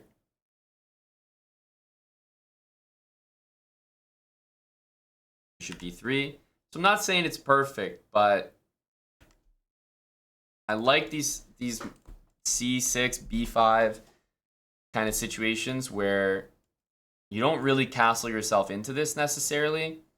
You play a move like this, you're threatening to take, let's say bishop e2 happens, knight d7, and yeah, I mean, I'll take here, and bishop h6 to me is never going to be that scary. Number one, with my king not castled, and number two, the knight on f3 is probably going to get taken.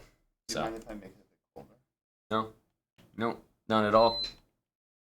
Thanks, Ban. 41 months, tier 3. Sucks that he just blundered like that, but that's the way she goes. And I play another. Unfortunately not. Not only do I not have any more Slowbrah in me, but I'm going to be ending off. There's a lot to do before Europe. We're leaving tomorrow, so things to do, things to prepare. Very excited to see some of you if you're going to be joining us in Europe. But Eric is going to be streaming on Kick, I think, later today. So check out our Kick channel. Our first stop is Paris, then London, Berlin, and then Barcelona.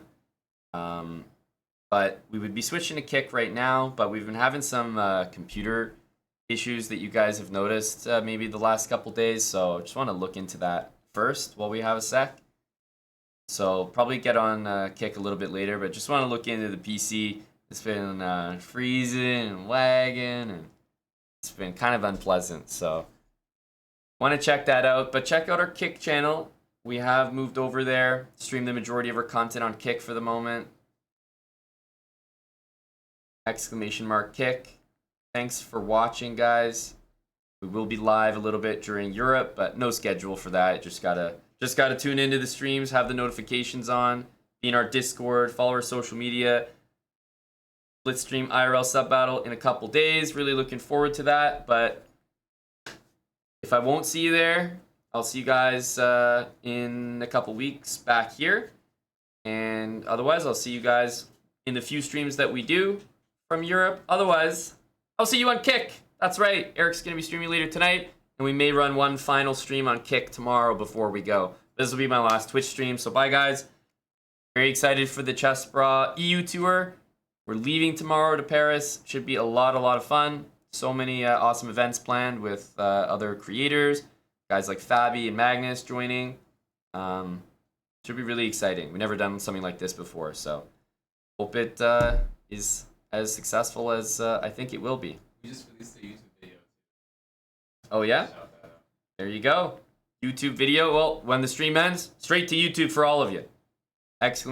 New vid. There you go. That will let you guys know every single thing you need to know about the trip, if you want to join, all of that.